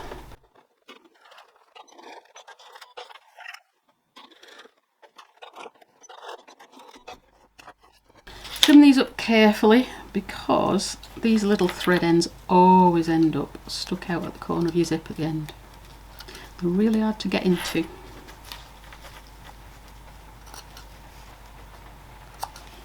Doesn't matter if it's a little bit messy, because it's going to be hidden.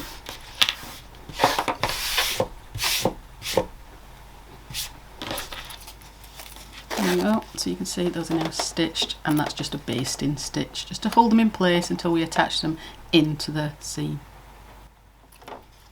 And now I'm going to cut that, and the length is given in the pattern.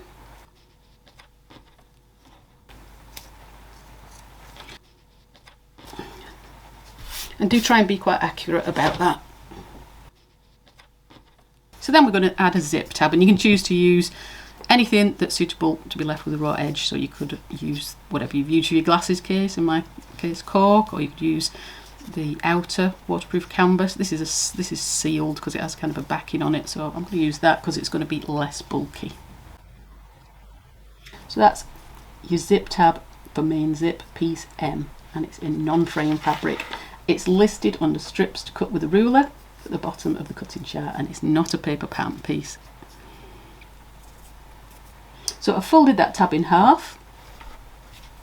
It's square, so it can be either way around, and I'm going to insert the end of the zip right into the fold and clip that in place.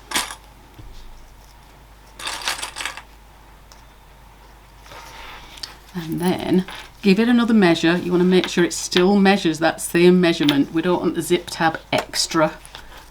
We want the same length.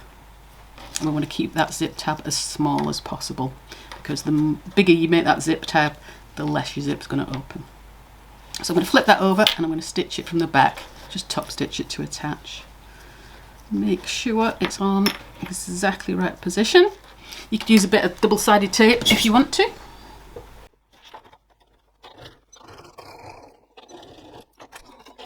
You could zigzag that zip inside beforehand if you wanted to as well, or singe it, or anything you like to add a bit of extra security. But that's fine. So a bit messy on the ends, but don't worry, you only see that centre bit. So it doesn't matter how many knots you have on the end. Now, if you need any extra tips on how to attach perfectly straight zips, I've got a separate video for that you can watch, and again, I'll link that below. So we're ready to attach the first side of our main zip to our outer back. So I'm going to grab my outer back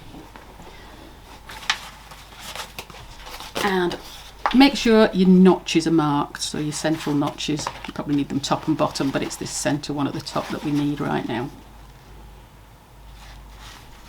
I'm going to mark the centre of my zip as well. So fold that in half, so that's the full thing in half. Get my erasable pen.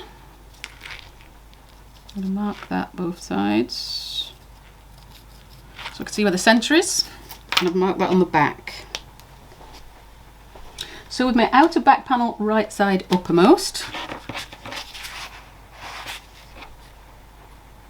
I'm going to place the zip right side down on top with the puller to the right when closed. So centre the centre mark of your zip with the centre mark or your centre notch of the bag.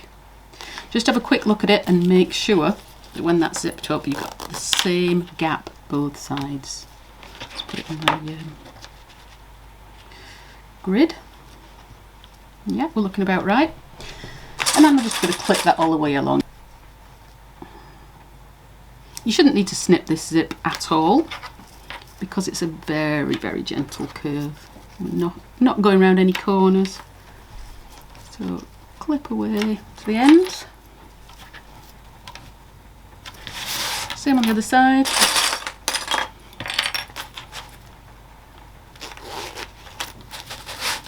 They bend easier if they're undone, so you can open it up or close it, whichever you prefer really.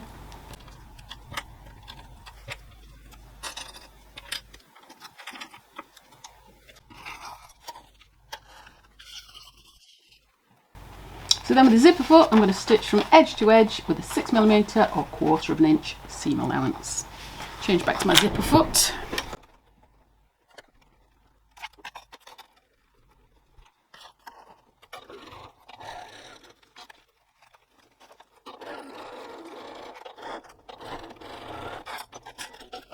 If you did want to snip your zips for any reason in this bag or any other bag, I do have a video about that as well, because some zips you can snip and some design of zips you can't. So I've got a video about why you can snip them and how you can snip them when you're going around corners, and again I'll link that in below somewhere. It's just quite a useful little video. So that's one side attached. So again, lay with right side uppermost. And I'm going to take my back line in, and that's the one with the zip wallet section and the glasses pocket. So my camera just decided to cut out on me filming that bit, so I'll just go over what I've done. I've literally just done the seam at that zip edge. So I've taken my back lining piece, and that's the one with the glasses pocket. And I've laid that right side down on top of the outer back.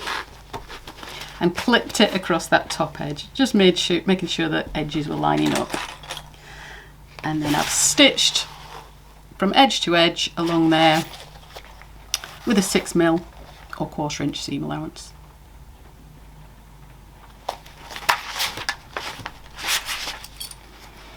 Damn that camera. At least I hadn't filmed an hour's worth. It does that quite regularly.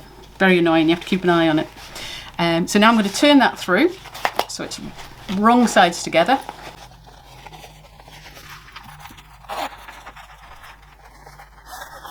Pull your free edge of the zip tape out nicely, and I'm going to take that to the ironing board and I'm going to give it a press so that my lining is pressed down nicely away from the zip and my outer is pressed down nicely away from the zip too.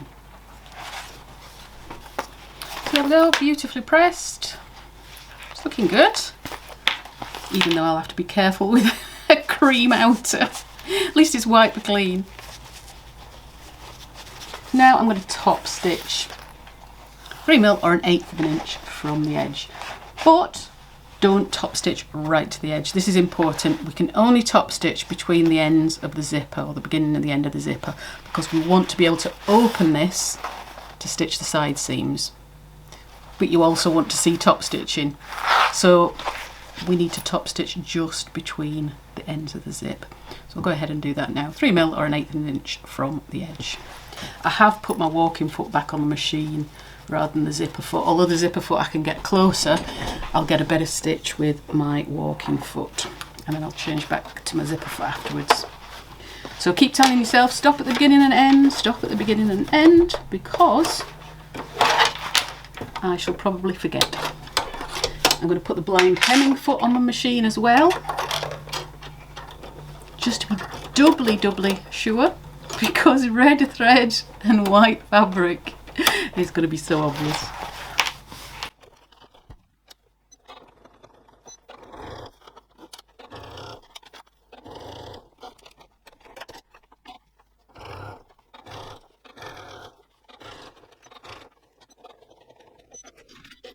Alright, not too bad. Bit of a press, another press on the top there, and that'll be fine.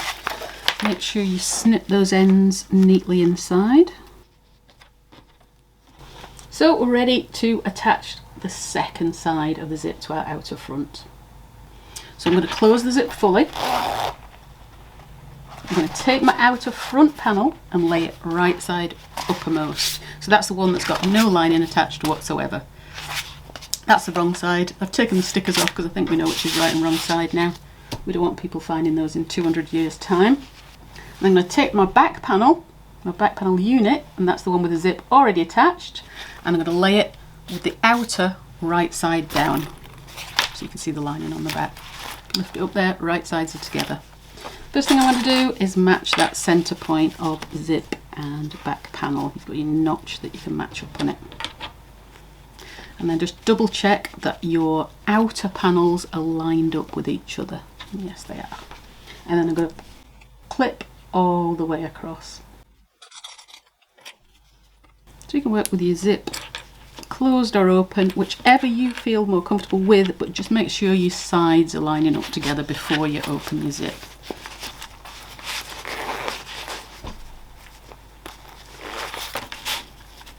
And then you can manoeuvre your zip round a little bit.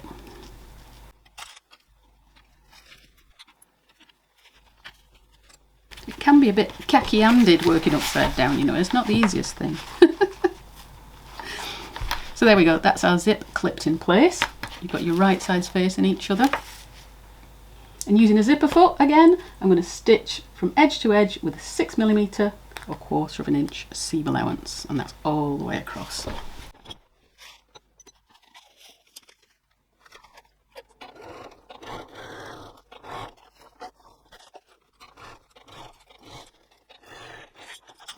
So just a tip when stitching that, make sure you try and keep the edge of the zip tape in line with this curved edge all the way as you're stitching it, because all this adds to getting a nice straight zip when you turn it through.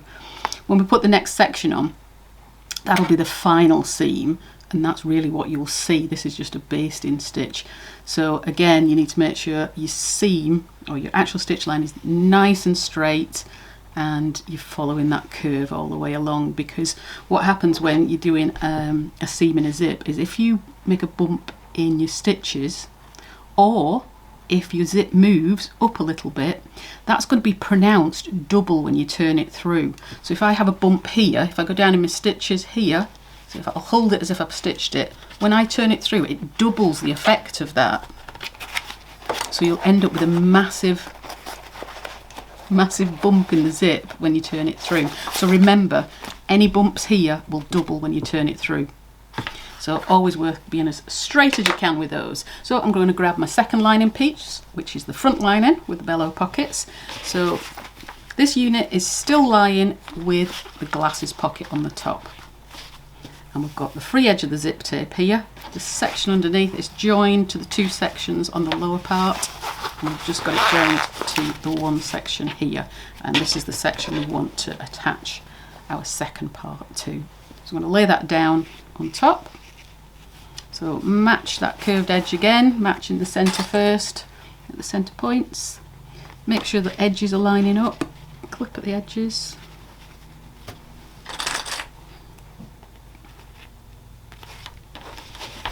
And then I can clip all the way along. Again, I'll lift it up so you can see it better.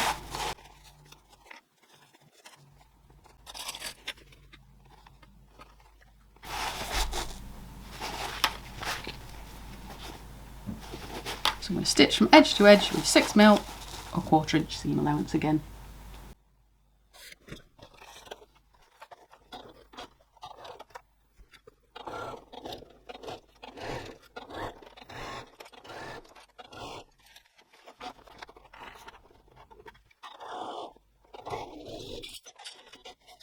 So I'm stitched, ready to turn that through again.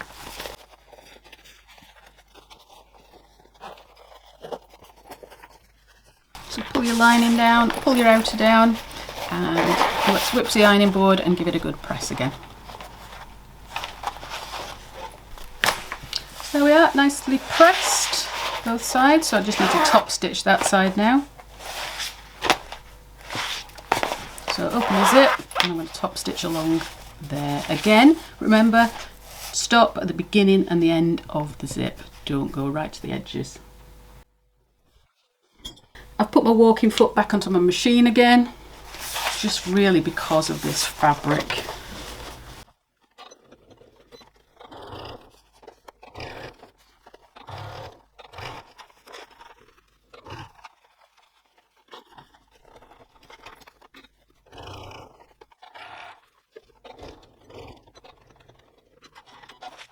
Trim your loose threads, and that is our main part done, and we're nearly there. We're ready to join the side seams now. Have a look at it, make sure you're happy with everything.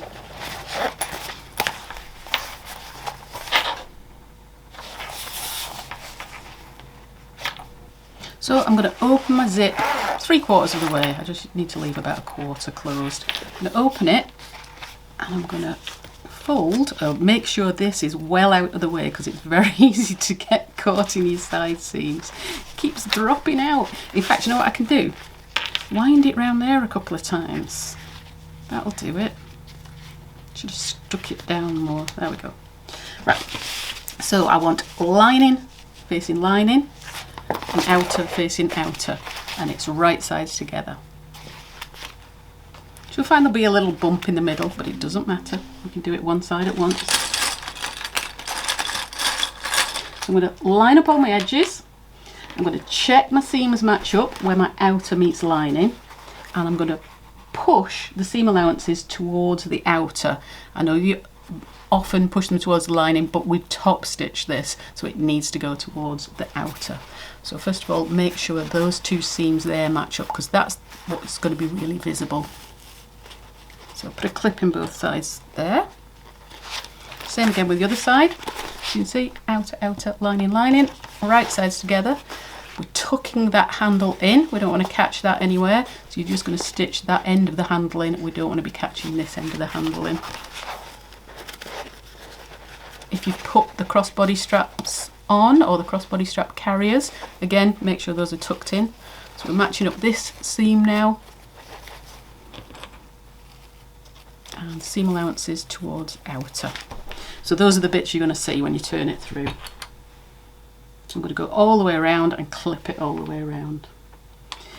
When you get this little bit here, make sure that you haven't got any tucks in them, because this zip is curved in the middle. It's going to try and make a little tuck in these corners, they're not corners, in this seam edge, but just make sure it's pulled through and that's fine.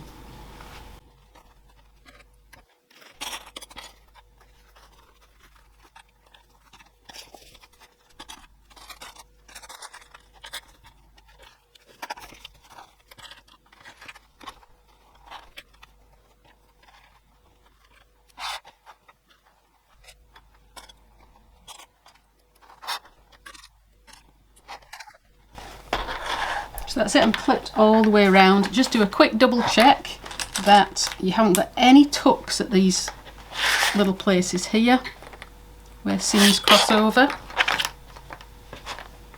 And you can double check when you're sewing it as well. And then we're going to stitch all the way around, all four sides, but we're going to leave a nice big opening at the bottom to turn it through. So go around your corners, because we're going to be boxing those corners, and then as long as you're around those corners, leave the biggest gap you can.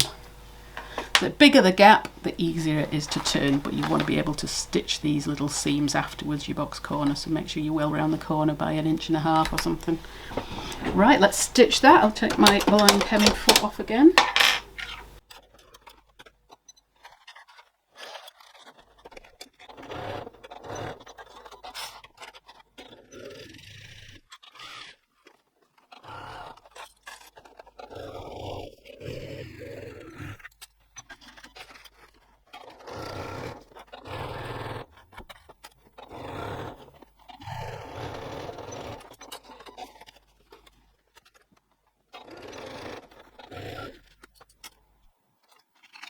Use a hump jumper if you need to in any thick spots. I'm just going over this strap on the side, so I'm just going to lift up the back with a hump jumper.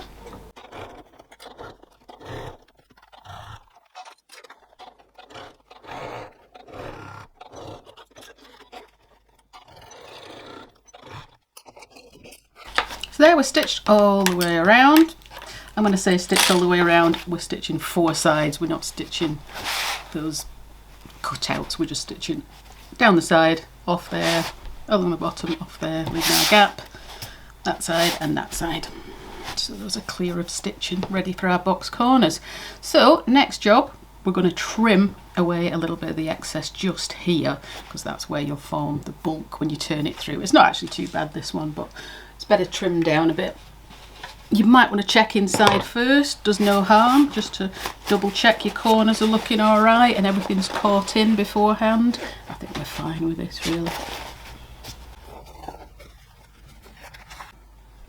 Just a quick note for seasoned bag makers as well, don't be tempted to increase the seam allowance for the lining, because the lining pattern pieces are already engineered smaller to ensure a snug fit in the bag. Because I know seasoned bag makers often, you know, if our pattern pieces are the same size, we're used to taking a larger seam allowance on the lining itself so it fits snugly, but they're already smaller, so you don't need to do that.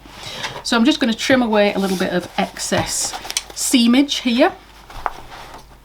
So just into where our join is, that's all we need, a little bit there on both sides. Leave that nub, you could always cut the corner off it, but just to get in.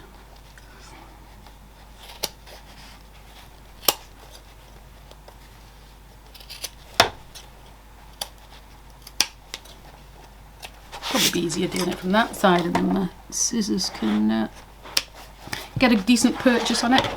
I also like to trim the corners of these box corner seams as well. It's just so that I can see the box corners better when I'm lining them up together. So I'll do that on all 4 corners. Often the seam allowances get in the way and hide your view. There we go.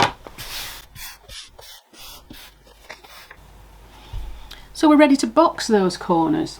So with your bag still inside out, match the bottom box corners of the outer. First of all, put your hand inside. Hopefully you left that zip open. Now, to get a good shape on a box corner so you get the angles correct, this seam, the side seam, should be lying over the bottom seam. Now you can actually fold it into a kite shape, but it's a bit small, this bag, to do that. So just make sure when you fold it that this side seam is lying exactly on top of that bottom seam, and you'll find they come together very nicely. So let's put a clip on there. Do the same with the other side. So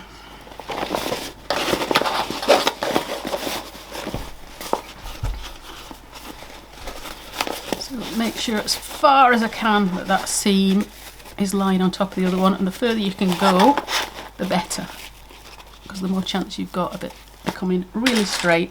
I tend to nest the seam allowances at the end, which means one goes one way and one goes the other, just to make sure my bulk is spread as evenly as possible. So you can hold it out and just check when it stands up like that it's looking straight. You can often tell if one's bent off at an angle, but we're looking okay there. So I'm just going to stitch across each of those box corners with a 1 centimetre or 3/8 of an inch seam allowance.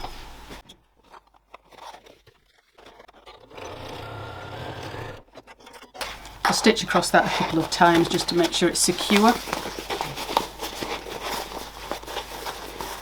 Make sure that's still straight and I'm over my seams.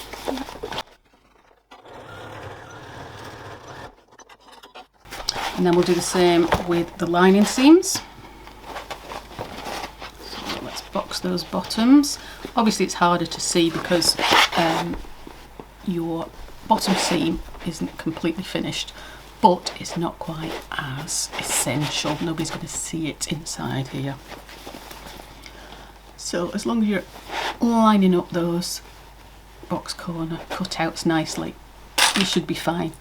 Don't be tempted to take a larger seam allowance on the lining, because that will make your box corner inside bigger than the one on the outside, and we definitely don't want that.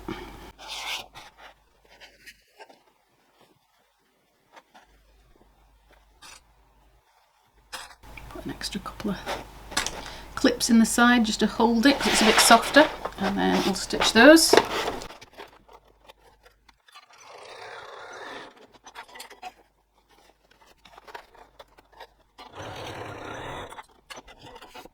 And then we're ready for the big reveal. So I'm going to stick my hand inside and I'm going to turn it through.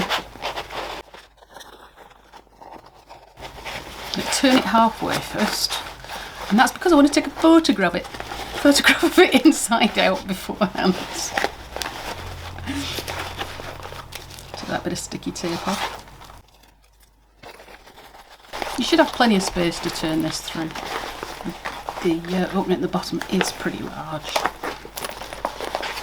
So I'm going to just turn it through that way first so I can have a look at it from the line inside, because I want to take a couple of photographs. So I'll switch you off for a minute and then I'll finish turning it through.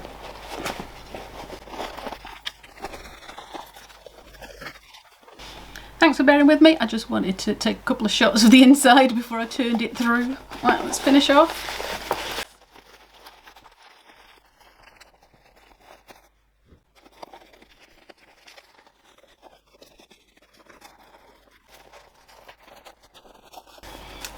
Push those sides out nicely. If you do need to go back in, you can always go back in easily enough at this point and trim a little bit more bulk out of the sides, but they are looking fine actually, once we've given them a press. Okay, so I think we're done. I'm going to give it a press before I do anything else. Okay, so I've given my bag a nice press. And then I pulled out the lining and I've just pressed a hem on the bottom of the lining so that I can match those together and close it up. So I shall do that now. If you do that before you turn your bag through, it's a lot easier. But I forgot. So it's fine, it's just a bit fiddlier. There we are. So I'm going to close my bag up. And I'll just stitch along there to close the turning gap, 3mm or 1/8 of an inch from the edge.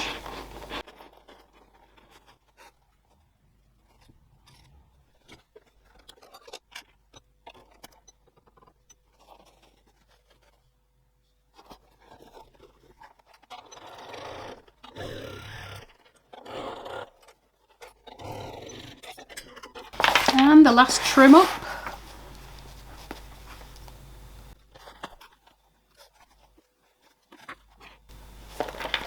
Push that back down inside, and our bag is complete.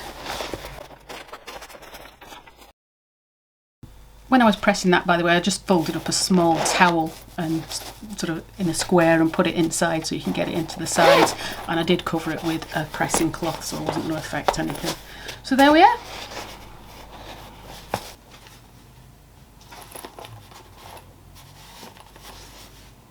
So we're done. If you made the crossbody strap option, just hook that on now and you're ready to fill up your forget it knot and head off out the door. If you did want to try playing around with the pattern, you can use the wallet section or the glasses pockets on the outside too. To zing it up, you could add a feature zip puller or a bolt leather strap or even a wider webbing strap. You can print it smaller or larger too, as we often do. This one is actually 10% smaller, and I'm loving it for my smaller bags and just using it on its own.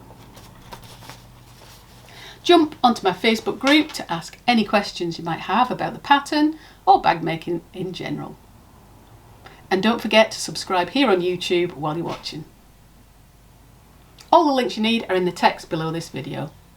There are so many different fabrics and embellishments to try with this one, so don't stop there, go sew!